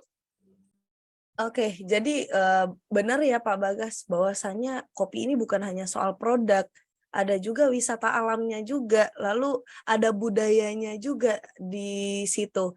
Jadi kayak mungkin teman-teman udah sering banget dengar istilah Kerinci. Nah, di Kerinci itu ada namanya Depati 7 Coffee. Nah, Depati 7 Coffee ini bukan hanya menyediakan produk kopi saja. Jadi di Depati 7 ini dia juga menyediakan bagaimana teman-teman diajak ke pohon-pohon kopi, lalu nanti diberitahu juga ini jenis pohon kopi Robusta, ini jenis pohon kopi Arabica yang kita gunakan di daerah Depati 7 Coffee. Dan kebetulan Depati 7 Coffee ini seingat saya itu memenangkan ekowisata terbaik Indonesia tahun 2022. Nah, Depati 7 Coffee ini ya. Jadi dia itu ada signatur namanya kopi kayu manis. Nah, sembari teman-teman ngopi, karena unik nih Pak Bagas, karena Depati 7 Coffee itu berada di ketinggian 1.400 sekian, kalau saya tidak salah, tapi masih bisa akses melalui mobil dan motor di parkiran di atasnya. Jadi ketika teman-teman di situ dapat banget nuansa lagi di perbukitan Kerinci dengan view-nya yang luar biasa, lalu disuguhkan dengan segelas kopi kayu manis khas minumannya Depati 7 Coffee, lalu kita jalan-jalan melihat pohon kopinya, lalu kita bisa memprosesnya sendiri, lalu kita bisa menggorengnya sendiri, kita bungkus sendiri, lalu kita bawa pulang. Wah, ini menjadi kepuasan tersendiri ya bagi kita kalau bahwasanya kopi bukan hanya soal produk, kita juga punya destinasi wisata, tapi tidak lupa juga di sini untuk tujuannya membangkitkan teman-teman di petani khususnya, bahwasanya kita juga peduli sama mereka sehingga mereka akan lebih bersemangat untuk mencetuskan produk-produk yang mungkin di luar dugaan kepala kita. Begitu Mbak Yuli, terima kasih. Ya, baik. Mantap sekali nih jawaban dari Mbak Febri. Baik, ini pertanyaan terakhir untuk Pak Bagas nih, Pak. Apa inovasi yang sedang dikembangkan oleh Kemlu mengenai diplomasi kopi, Pak? Ya, sebagaimana saya sampaikan tadi adalah mengenai INALAK itu ya, Indonesia, Latin Amerika, kemudian juga negara lain juga, INA akses untuk negara-negara kawasan Eropa, kawasan Amerika, Afrika, dan Asia Pasifik gitu ya. INA Akses ini platform bisnis yang terus berkembang ya. Sebagai informasi sampai akhir tahun lalu Mbak Yul, sampai dengan akhir Desember 2022, situs inaakses.com itu sudah diakses oleh 22.000 lebih ya, hampir 23.000 pengunjung dari 164 negara. Jadi kalau saya lihat mereka tuh ingin sekali untuk bisa ya, setidaknya untuk membuat hubungan yang sangat baik dengan kita sebagai penyedia barangnya itu. Dan menurut informasi yang saya terus mendapatkan update dari Direktorat Jenderal Amerika dan Eropa, Kementerian Luar Negeri, potensinya itu adalah 162 juta US dollar potensinya. Ini untuk yang Latin Amerika. Yang Eropa aja itu 57,2 juta. Besar sekali kan berarti. Dan saya lihat sekarang lagi ada beberapa pertemuan konsultasi bisnis 82 kali itu ya, pertemuan kerjasama dengan Kemenkop UMKM.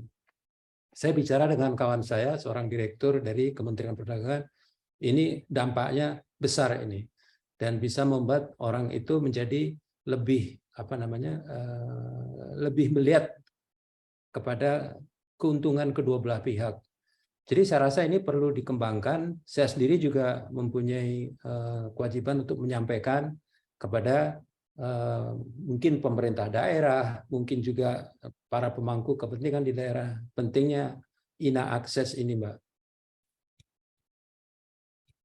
Demikian, Mbak. Baik. Baiklah, kita sudah mendengarkan talk show yang sangat menarik dengan Pak Bagas dan juga Mbak Febri. Dan selanjutnya kami memberikan kesempatan kepada pemirsa yang ingin bertanya ya, 3 pertanyaan yang terpilih. Baik, ini sudah ada yang bertanya nih. Pertanyaan untuk Pak Bagas ya.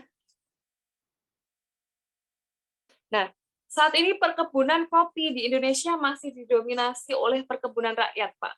Menurut Bapak, bagaimana untuk menjaga kualitas produk kopi yang jenis kopinya beragam, permodalan untuk membiayai kualitas perkebunan kopi rakyat, dan pemenuhan pasar khususnya pasar luar negeri ya, terkait keharusan sertifikasi produk kopi, dan bagaimana pula pasar produk kopi yang dihasilkan oleh hewani seperti itu, dalam kurung kopi luwak. Terima kasih. Ini pertanyaan yang bagus karena bagaimanapun juga pertanyaan yang bagus itu kan melibatkan semua para pemangku kepentingan ya. Dan tidak fair bagi saya untuk saya jawab semuanya. Bagi kami dari Kementerian Luar Negeri, institusi yang saya tuh hampir 40 tahun lah di situ ya. Sekarang saya udah pensiun. Yang penting begini, cara penangannya nanti itu adalah secara koordinatif ya. Koordinatif. Nah, para petani ini yang menjadi subjek ya, pelaku juga itu harus mengetahui apa sih yang namanya fair trade itu, cara pengolahan pertanian kopi yang bagus, yang sustainability, apa sih yang namanya tuh good agricultural practices itu, GAP itu. Semua orang ngomong kayak gitu, tapi artinya bagaimana karena orang nggak ngerti. Dan koperasi segala macam juga mempunyai kewajiban untuk bisa memberikan edukasi masalah ini. Permodalan katakanlah demikian. Mungkin juga Kementerian Koperasi bisa memberikan insentif. Demikian juga Kementerian BUMN, itu luar biasa tuh Kementerian BUMN memberikan kursus-kursus edukasi yang sangat tepat di beberapa daerah dan hasilnya juga ada. Mungkin suatu saat kita perlu mengundang kawan-kawan dari instansi terkait itu ya. Saya langsung aja menjawab mengenai masalah kopi luwak. Nah, ini pertanyaan bagus juga. Pak Febri bisa jawab. Tapi saya katakan demikian ya. Kopi luwak itu memang bagus dan bagus bagi kita juga, siapapun juga yang menikmati dan harganya mahal, for sure gitu ya. Cuma ada isu yang harus diselesaikan secara bijak juga. Banyak dari kopi luwak ini narasinya itu gampang juga dipatahkan atau diputar balikkan lah oleh orang-orang di sebelah sana tuh. Ya, jadi orang-orang bukan di tempat kita, justru dari luar. Wah, kalau kopi luwak ini kan artinya kan penyiksaan kan, animal cruelty ini. Susah, kita nggak bisa. You makan itu berarti sama juga senang dengan apalagi masalah perbudakan, masalah penyiksaan, waduh, semua isu masuk. Nah dulu zamannya kita dijajah dulu ya, nggak ada isu kan masalah ini. Yang jajah kita juga nggak ada masalah tuh, mereka bisa ekspor kemana-mana gitu. Ini muncul-muncul di sini aja, harganya mahal demikian. Mungkin bagi saya sendiri sebagai orang dari kapasitas pribadi ya, saya mungkin narasinya harus dijelaskan secara baik. Caranya mungkin bukan luwak yang dikandangkan, ditangkarkan, tapi yang hidup liar. Barangkali itu bisa dijawab jawaban. Dan kita juga pengen juga ya ada semacam informasi yang memadai supaya nanti juga sama jawabannya. Kementerian A juga jawabannya sama, kita juga sama. baik itu penghasil kopinya sendiri atau pengekspor kopinya sama gitu. Nggak. Karena kalau kita ini ya itu kalau jawabannya lain-lain, nah itu yang jadi isu tuh, jadi berat itu. Mungkin Pak Febri barangkali punya jawaban yang lebih bagus daripada saya. Ya, silakan Mbak Febri. Oke, jadi sebenarnya itu sebelum kita sepakat, seharusnya teman-teman kelompok petani itu sudah harus sepaham terlebih dahulu. Jadi teman-teman di kebun sana, petani-petani di kebun sana itu harus memahami dulu dengan apa yang ia lakukan. Lalu setelah ia lakukan ini akan targetnya seperti apa, setelah itu ini akan dijualnya dalam bentuk apa, lalu nanti apakah petani tersebut sudah bekerja sama dengan sosok prosesor ataukah belum. Lalu mungkin ada salah satu petani yang mungkin ya, saya tidak tahu kejadian pastinya itu seperti apa, tapi menurut saya ini ada kesalahpahaman antar petani, walaupun dia sama-sama di satu lahan dan satu kebun. Nah, ini harus dibicarakan baik-baik karena komunikasi itu sangat penting, apalagi kalian petani-petani Indonesia ini lahannya sangat luas ya. Jadi kalau dari cara berkomunikasi petaninya saja mungkin sudah ada gap, apalagi nanti untuk masuk ke tahap selanjutnya. Ini perlu diperbaiki juga. Teman-teman petani apakah sudah paham dengan bagaimana pupuk, lalu bagaimana pemangkasan batang pohon kopi, lalu bagaimana cara memanen kopinya juga, apakah boleh manen ceri tapi belum sepenuhnya merah, apakah bisa nanti panen hanya cerinya setengah saja, atau ada lagi nanti varietasnya seperti kayak SL276 ini apakah bisa digabung dengan varietas yang A, lalu ini ternyata tumbuhnya varietas B. Ini sebenarnya balik lagi ke tujuannya itu bahwa petani kopi di Indonesia ini harus diedukasi terlebih dahulu. Kalau tidak diedukasi, takutnya ke depan produk-produk kopi yang dihasilkan akan begitu-begitu saja, lalu nanti SDM-nya juga tidak meningkat-meningkat, lalu nanti anak-anak petani yang di kebun sana, aduh ngapain ya jadi petani kopi, ternyata kerjanya seperti ini. Padahal petani kopi ini kalau kita rawat dengan baik, lalu kita jalani juga dengan bijak, ini sangat amat luar biasa ya, sangat amat luar biasa sekali. Karena petani kopilah menjadi tombak utama sebelum kopi itu kita seduh di meja bar. Begitu Mbak Yuli, mungkin tambahan dari saya sedikit. Baik, kita ke pertanyaan selanjutnya ya. Ini dari beberapa, sebenarnya sangat banyak ini pertanyaan, tapi akan saya pilih-pilih seperti itu. Nah, ini ada pertanyaan lagi Pak untuk Pak Bagas ya. Untuk sertifikasi apa saja Pak yang harus dipenuhi agar produk itu masuk ke Swedia dan Latvia? Pertanyaan dari Elvi. Terima kasih Pak Elsi. Memang tadi yang saya sampaikan fair trade itu ya, itu harus kita pelajari isinya apa. Ada banyak ini kok lembaga-lembaga dari pihak asing, GIZ, Belanda, Prancis juga tuh bisa memberikan keterangan mengenai bagaimana kita mendapatkan sertifikasi, kita bisa tanyakan ya. Kemudian juga Rainforest Alliance itu juga ada. Kita bisa belajar dari teman-teman, kebetulan mereka juga salah satu organisasi yang sangat care mengenai kopi ini ya. Misalnya Scoopy itu di Indonesia tuh sangat-sangat berpengaruh dalam hal ini, dan saya rasa bisa ditanyakan mengenai bagaimana kondisi di sana untuk bisa. Jadi pertama kita harus tahu kawan-kawan di sini yang mempunyai kewenangan untuk bisa memberikan sertifikasi. Kemudian kita juga harus mengenal Asosiasi Eksportir dan Industri ya, Kopi Indonesia, kita tahu apa. Kita lihat di Google aja. Kemudian Gabungan Eksportir Kopi Indonesia, Asosiasi Kopi Specialty Indonesia di bawah pimpinan Pak Daryanto Wicaksa, itu sangat aktif juga. Dan juga Sustainable Coffee Platform Indonesia, SCOPI itu mereka anytime pasti akan senang untuk menjawab hal-hal ini. Dan kembali ke masalah bagaimana masuk kita ke sana ya, Swedia dan juga Latvia. Terus terang mereka itu kan anggota Uni Eropa tuh. Jadi peraturannya itu juga bisa diberlakukan juga kepada kopi-kopi kita, karena persyaratannya juga sama. Mau masuk Jerman, mau masuk ke Belgia, masuk Swedia dan Latvia. Dan menurut keterangan dari kedutaan besar kita di Stockholm, ya, Indonesia itu menempati urutan ke-35 dengan nilai ekspor sebesar 622.000 US dollar. Ini naik signifikan, ini naik apabila dibandingkan dengan periode tahun 2020 ya. Jadi 2022, 2021. Nah, 2020 itu waktu itu masih rendah ya, masih 308.000. Jadi kalau menurut saya ini berkat upaya yang terus-menerus yang dilakukan oleh KBRI Stockholm. Dan ya tantangannya ya memang besar sih. Persyaratan sertifikasi untuk masuk Uni Eropa itu, dan juga persaingan dengan produsen eksportir kopi yang telah memiliki produksi yang kuat dan langganan tetap.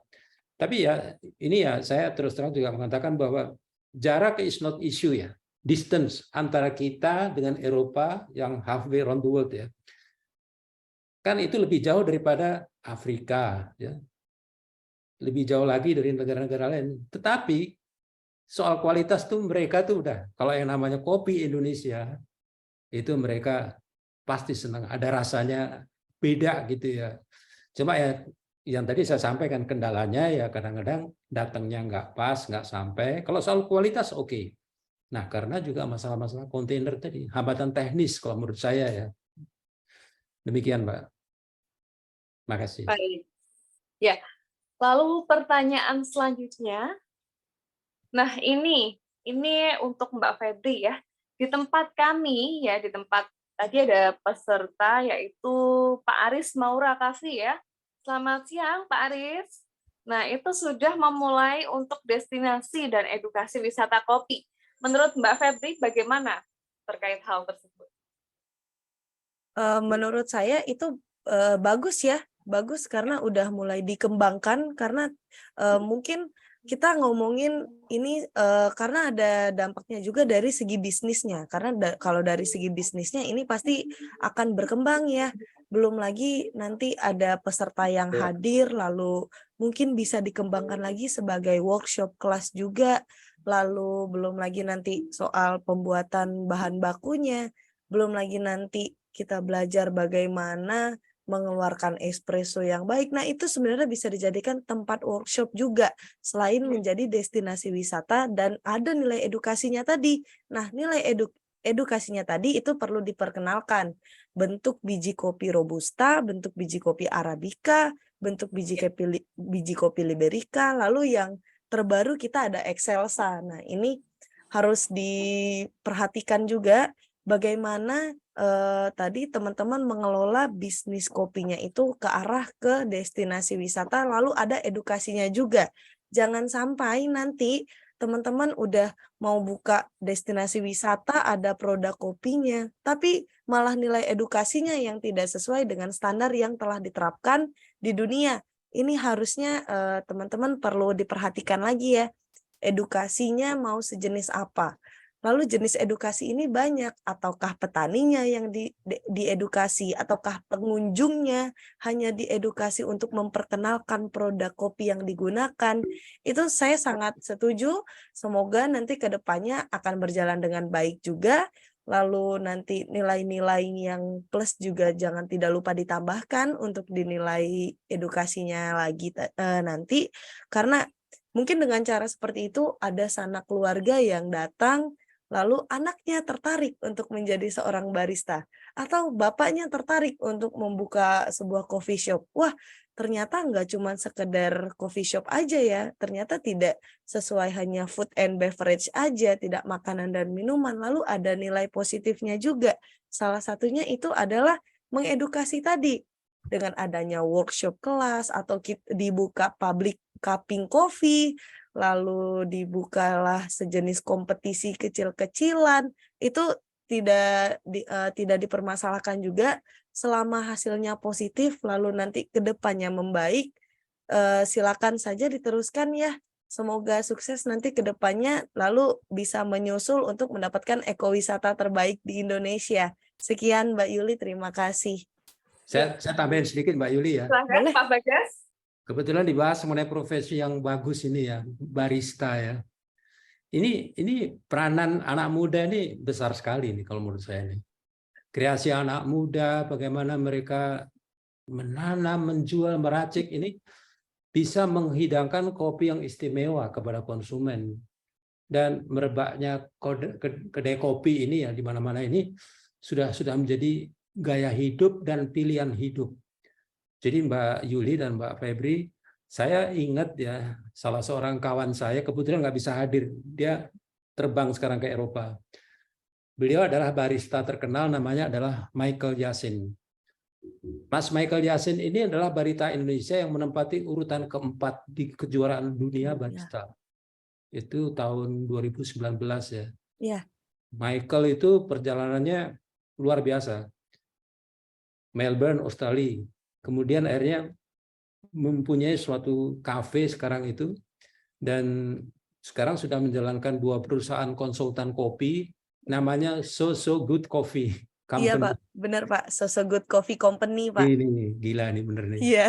Dan ini ucapan beliau sendiri, kawan kita ini, pada waktu melakukan kejuaraan World Barista Championship. Iya Pak, benar. Itu kata-kata yang terkenal dan dipakai sebagai ikon. Terus kawan-kawan kita lainnya, kalau saya sebutkan sebenarnya banyak tuh di Iya, komunitas kopi Nusantara itu juga banyak di situ. Saya lihat di situ juga ada Classic Bean ya, itu juga Sunda Hejau juga, kemudian ada Pak Roy Martakusuma, Kang Eko Purnomo Widi, wah itu para suhu semuanya. Saya yakin mereka tuh bisa menularkan dengan ilmu-ilmu yang dimilikinya. Dan ini suatu pilihan hidup. Saya mau tanya sama Mbak Febri, mohon izin ya. Iya, Pak Bagas. Kalau gaji barista itu pendapatannya berapa ya Mbak ya? Maaf. Pendapatan barista itu dia di range harga kalau buat di Sumatera mungkin ada dari 1.500.000 bisa lebih juga. Tapi paling kecil itu 1.500.000 Pak Bagas. Oh iya iya. Iya, tapi kalau di Pulau Jawa itu sebenarnya balik ke kategorinya lagi karena ada kategori yang restoran, lalu ada kategorinya udah PT, lalu ada naungan di franchise juga, lalu ada kelasnya UMKM juga. Ini sebenarnya beragam Pak Bagas, tapi kalau saya sendiri di Jambi, rata-rata itu di kelasnya UMKM itu paling minim adalah 1.500.000 Pak Bagas. Oke. Begitu. Belum termasuk tipsnya ya? Belum Pak, belum termasuk tips, belum ada insentif, lalu ada uang makannya juga. Waduh. Iya, belum lagi baristanya jatah ngopi sehari 3 gelas ya. Iya iya iya. Gitu Benar, Pak. benar. Iya. Seru juga ya Mbak ya profesi sebagai seorang barista. Iya, apalagi baristanya sertifikasi BNSP lebih menjanjikan tuh Mbak ya. Setuju Pak. Setuju. Solo 2 juta di Solo, 2 juta di Solo. Wow. Di Kudus rata-rata UMR Pak. Kalau barista 1.500.000 sampai 2 juta dapat di Jawa. Karena semakin banyak kedai juga semakin banyak barista. Iya. Solo bisa nerima bersih 3 juta. Gitu. Wih, Iya. mantep itu. Berarti penjualannya udah mantep banget itu. Terus masyarakat yang konsumsi kopi udah banyak berarti. Udah nggak ada yang coklat gitu berarti. Ya, karena sudah budaya. Orang Jawa kalau nggak ngopi Nah, kurang seret ya. Karena terus terang tema ini saya lebih cocok karena selama ini diplomasi kopi itu yang saya gunakan untuk baik ke teman-teman yang pasca pandemi kemarin tidak ada pemasukan, tapi berkat kopi di tempat saya sekarang sudah mulai rame kedai kopi dan UMKM kopi. Jadi kami di sini sudah mulai bergeliat Pak. Cuma dari mungkin ada sedikit pertanyaan bagi kami karena tema ini untuk diplomasi ke luar negeri, mungkin peran Kadin ini yang perlu ditingkatkan Pak ke daerah-daerah. Itu saja Pak. Terima kasih. terima kasih Pak. Ya, terima kasih Pak. Saya boleh tanya nggak? Ya, dari Pak Aris kembali nih? Atau dari... Ya, cukup saya. Baik, sudah cukup ya. Tadi Pak Muladianto benar ya yang ingin bertanya ya? Ya. Nih, Kebetulan Silakan ini Pak Pradianto. saya dari Solo, Jawa Tengah. Kotanya Pak Presiden nih. Eh, Jadi gini, saya kebetulan pendamping petani dan kelompok tani kopi termasuk pangan dan sebagainya ya. Kalau katakanlah saya itu NGO, LSM. Oh, iya. Saya jujur kopi hanya katakanlah 8% suka. Tapi saya bisa menikmati kopi seluruh Indonesia dari Gayo, dari Sikalang sampai Maumere. Maumere saya terakhir itu di Bogor sampai saya mau geblak, ternyata ininya tinggi sekali. Baunya ini saya sudah mau geblak. Artinya gini, cuma saya tuh masih ragu untuk pembedaan kopi kita, apalagi yang sudah tertata yang kategori kopi itu geografinya itu ya. Nah, ini kan saya masih kadang ragu ini kopinya itu kopi bener atau enggak, kadang gitu campur jagung atau tidak itu. Karena saya minumnya tuh dari warung kopi biasa pedalaman yang hanya bambu gedek, kalau orang Jawa bilang gedek, sampai kafe itu sudah saya coba. Nah, artinya tingkatannya ini saya kadang masih ragu sebagai pendamping, katakanlah sudah merasakan kopi-kopi di mana itu, termasuk kopi-kopi yang katakanlah kopi yang baru di roasting langsung saya minum, kopi yang baru sudah lama saya minum gitu. Nah, ini masih saya jujur secara pribadi masih ragu Pak Bagas sama Mbak Febri ini. Itu yang pertama. Yang kedua adalah saya memang sudah membuka warung kecil-kecilan kopi di Nganjuk, Jawa Timur ya. Kecil ada warung kecil. Kopinya masih kopi kurang ajar, masih saya campur dengan beras. Tapi ketika saya dapat kopi asli, saya kasihkan mertua saya, itu sebenarnya mertua saya yang ini ya. Di kopi wah enak. Jadi larisnya itu ketika kopi asli, Pak. Saya dari Lamongan, dari Jombang, dari Ngargoyoso Jawa Tengah, dari yang itu saya bawa, saya kirim ke sini. Nah, ini memang saya di situ daya tariknya itu masih kurang ya. Daya tariknya kurang. Kalau bilangnya kalau di kafe pakai wifi dan sebagainya, saya enggak itu. Tadi kopinya warung kopi biasa yang kadang kopi campuran beras sama kopi asli gitu. Ya harganya memang saya bedakan. Ini saya bedakan, Mbak. Tapi kopinya berasnya itu cuma sekian persen loh. Enggak sampai 50% loh. Itu yang aslinya masih kopi gitu. Dua pertanyaan itu aja, Mbak. Terima kasih Pak Bagas. Terima kasih, salam kenal dari Solo. Ya, baik. Silakan Pak Bagas terlebih dahulu untuk menjawab. Terima kasih Pak Muldianto dari Solo. Wah, ini Solo ini luar biasa. Dapat perhatian nggak cuma nasional, internasional. Karena semangat UMKM-nya besar. Saya kebetulan ya, bulan September dan Oktober yang lalu saya ke Jogja. Habis itu saya ke Solo. Di Jogja saya menghadiri Jogja Coffee Week dan juga Malioboro Week. Ya. Saya lihat di situ ya, perputaran kopi ya. Angkringan itu jumlahnya 6.000, Mas. Betul. Saya Kedai kebetulan kopi itu 3.000 tuh. Ya, saya kebetulan pendamping UMKM, Pak. Nah ini kan bagus sekali ya. Dan hasilnya itu selama Coffee Week itu ya, dan digabungkan dengan tahun kemarin 2022 itu masih belum selesai ini loh, belum selesai pandemi ya. 350 miliar tuh, besar itu. Jadi kita nggak menafikan, tidak pernah menyepelekan kekuatan kopi-kopi yang ada dari daerah, dari para ini ya, UMKM. Segmennya juga mereka tersendiri, ada pasarnya, ada penggemarnya juga. Nah, yang mau saya sampaikan di sini Pak Muldianto ya, indikator geografis itu memang suatu catatan resmi ya, di mana pemerintah Indonesia juga ikut dan merasakan ininya, manfaatnya. Indikator geografis itu kan nggak bisa dipalsu ya Pak ya. Kopi dari Arabica Gayo, Sumatera Utara, Sumatera Selatan, Sulawesi Selatan, Papua, semuanya daftarnya ada di Kementerian Kumham, Kementerian Hukum dan HAM. Jadi ini adalah suatu tanda di mana daerah asal suatu barang itu yang bisa menentukan karena faktor lingkungan geografis, faktor alam, faktor manusia, faktor kombinasi dari kedua itu, dan memberikan reputasi dan memberikan kualitas yang berbeda, karakteristik yang lain. Gunanya apa? Supaya nggak dipalsu. Coba kalau dipalsu misalnya, Kasihan kan rakyat di situ. Dipalsu kopi dari mana? Dari negara tetangga kita lah. Waduh, ngeri itu. Kasihan mereka tuh. Jadi perlu Pak, perlu adanya pencatatan indikator geografis. Nah, kalau yang tadi kreativitas Pak Muldianto mengenai campur beras ya kalau menurut saya kalau punya segmen sendiri ya, bukan untuk diekspor menurut saya. Jadi masyarakat di situ sendiri juga ya kalau menurut saya sejauh tidak merugikan kesehatan menurut saya sih nggak melanggar. Cuma ya kita harus mengedukasi supaya kopi kita ini mendapatkan tempat yang baik di kalangan nasional dan juga internasional. Itu aja Pak Muldianto. Saya terima matur nuwun tuh, bagus keterangan tadi, saya senang. Baik.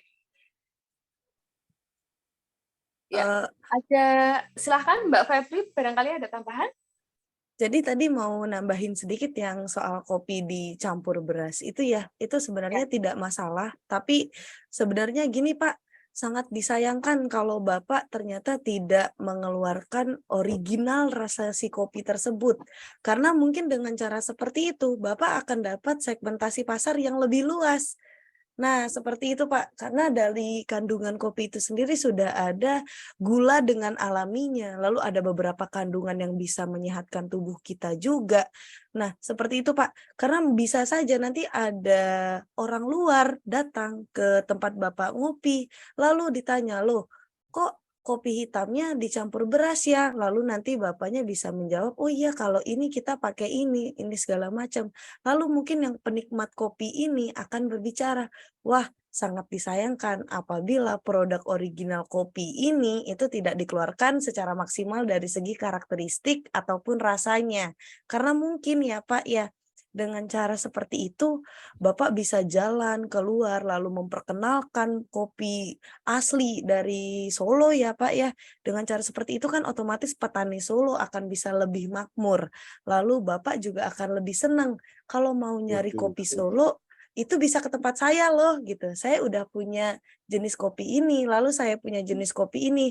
Harganya murah, cuman berapa segelas gitu. Kamu udah bisa nikmatin kopi Solo asli. Nah, gitu tuh Pak. Mungkin itu bisa menjadi alternatif ya Pak ya. Tapi selama itu tidak merugikan nama kopinya, tidak mencemarkan nama buruk si petani kopinya, lalu tidak mencemarkan nama buruk nama Bapak dan tempat usahanya juga, itu silakan dilanjutkan lagi.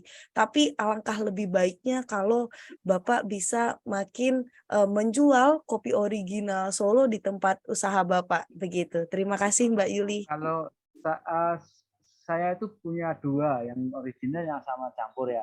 Iya.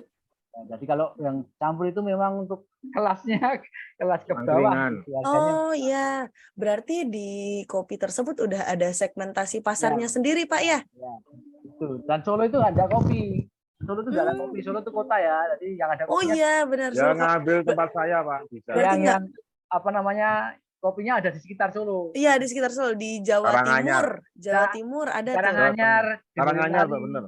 Di Karanganyar, di Boyolali, di Wonogiri baru ada kopinya. Itu masih termasuk wilayah pinggiran Solo pinggiran. Nah, dengan kan itu jatuhnya Bapak udah ada kenalan petani kolektif ya Pak ya. Nah, itu bisa ditambah untuk variasi kopi yang originalnya.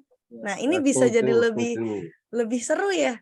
Jadi kayak aduh hari ini minum kopi yang variannya A, besok B gitu. Nanti balik lagi, ada kopi apa lagi nih hari ini. Nah gitu Pak. Kopi Sidikal. Sekian dari saya, terima kasih. Baik, terima kasih kembali Mbak Febri. Wah sayang sekali ya Bapak dan Ibu, waktu talk show kita juga sudah habis, sudah selesai. Acara kita yang sangat luar biasa terkait peran diplomasi kopi dalam menghadapi situasi ekonomi dunia seperti itu. Baik, sebelum diakhiri, kami ingin mendengarkan closing statement ya dari para sumber ya. Jadi untuk closing statement yang pertama adalah dari Pak Bagas Hapsoro terlebih dahulu. Pada Pak Bagas kami persilahkan. Terima kasih Mbak Yuli. Saya senang sekali ya bisa diskusi seperti ini, apalagi ada para pemain kopi. Kalau istilah asingnya itu termasuk juga mereka adalah instrumentalis. Mereka adalah coffee lovers, coffee enthusiast. Saya lihat di sini ada juga instansi-instansi perbankan, ada juga yang dari Dinas Perkebunan ya Sumatera Selatan. Saya lihat ini ada Ibu juga, Ibu Rusidawati, Dinas Perkebunan Sumatera Selatan. Saya betul-betul bahagia. Sebenarnya tujuan dari pertemuan kita ini kan ngobrol yang ringan sambil minum kopi ini, memberikan informasi kepada pebisnis kopi, petani, mahasiswa, peneliti, dan segala macam tentang diplomasi kopi Kementerian Luar Negeri. Ternyata yang kita bicarakan tidak hanya sekedar masalah diplomasi kopi, lebih dari itu, dari hulu ke hilir.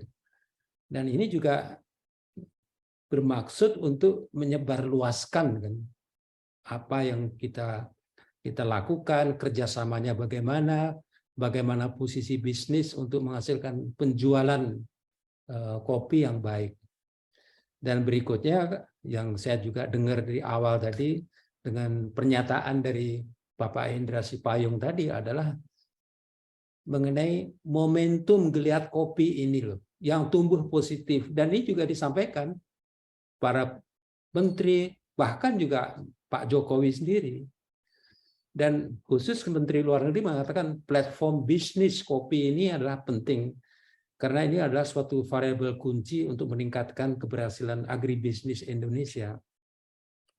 Dan saya hanya menghimbau sedikit aja kepada para peserta webinar ini untuk terus mengikuti tren mengenai informasi kopi yang sangat berguna bagi siapapun juga. Kita udah tahu, Indonesia itu nomor 4 ya, produsen biji kopi terbesar keempat. Brasil, Vietnam, Kolombia, Indonesia. Dan itu rata-rata 786.000 ton per tahun atau sekitar 9% dari produksi kopi dunia. Saya lihat ya, Indonesia ini dengan 786.000 ton ini itu mempunyai langganan-langganan, mempunyai orang-orang masyarakat yang setia terus mengenai masalah-masalah kopi ini. Dan mudah-mudahan bisa kita sampaikan juga bagaimana feedback dari mereka. Dan saya yakin webinar ini akan mempunyai kelangsungan yang sangat baik. Dan adanya diskusi melalui webinar ini, saya mengucapkan terima kasih kepada PT Gama Institute ya, yang saya yakin menambah semangat para pelaku usaha kopi untuk terus berinovasi. Itu saja, Mbak Yul, terima kasih. Mari kita minum kopi. Wah, mantap sekali tuh kopinya Pak Bagas. Baik, selanjutnya adalah closing statement dari Mbak Febri. Kepada Mbak Febri, saya persilahkan. Oke, baik. Jadi mau ngucapin terima kasih juga untuk semua teman-teman ya pada hari ini. Semoga nanti selepas dari kita talk show pada hari ini, kita bisa ngobrol lebih lanjut lagi soal kopi ataupun soal bisnisnya atau bagaimana cara diplomasi kopi ini untuk kita terapkan terus-menerus. Jadi kalau dari saya itu sangat amat singkat. Cintailah kopi Indonesia, banggalah sebagai rakyat Indonesia, seduhlah kopi Indonesia, lalu ayo kita sama-sama untuk membangunkan negara Indonesia kita tercinta ini, bahwasannya Indonesia itu punya cita rasa yang sangat amat kaya dan tidak akan punya di negara lain. Sekian Mbak Yuli, terima kasih. Terima kasih. Kembali luar biasa closing statement dari Mbak Febri. Baiklah, kami ucapkan sekali lagi terima kasih kepada narasumber kami yaitu Pak Bagas Hatsoro dan Mbak Febri nanti, dan terima kasih juga kepada Pak Hendra yang sudah menemani sampai akhir acara serta Bapak Ibu seluruh peserta yang hadir. Semoga acara kita pada siang hari ini bermanfaat dan menimbulkan kolaborasi dari para pelaku usaha, dan semoga kopi Indonesia makin jaya. Sampai jumpa di lain kesempatan. Sebelum ditutup, kami mohon maaf apabila ada salah kata maupun perbuatan. Kami tim Gamal Institute izin pamit. Wassalamualaikum warahmatullahi wabarakatuh. Waalaikumsalam warahmatullahi wabarakatuh. Terima kasih Mbak Yul. Terima kasih Pak Bagas, Mbak semuanya. Febri.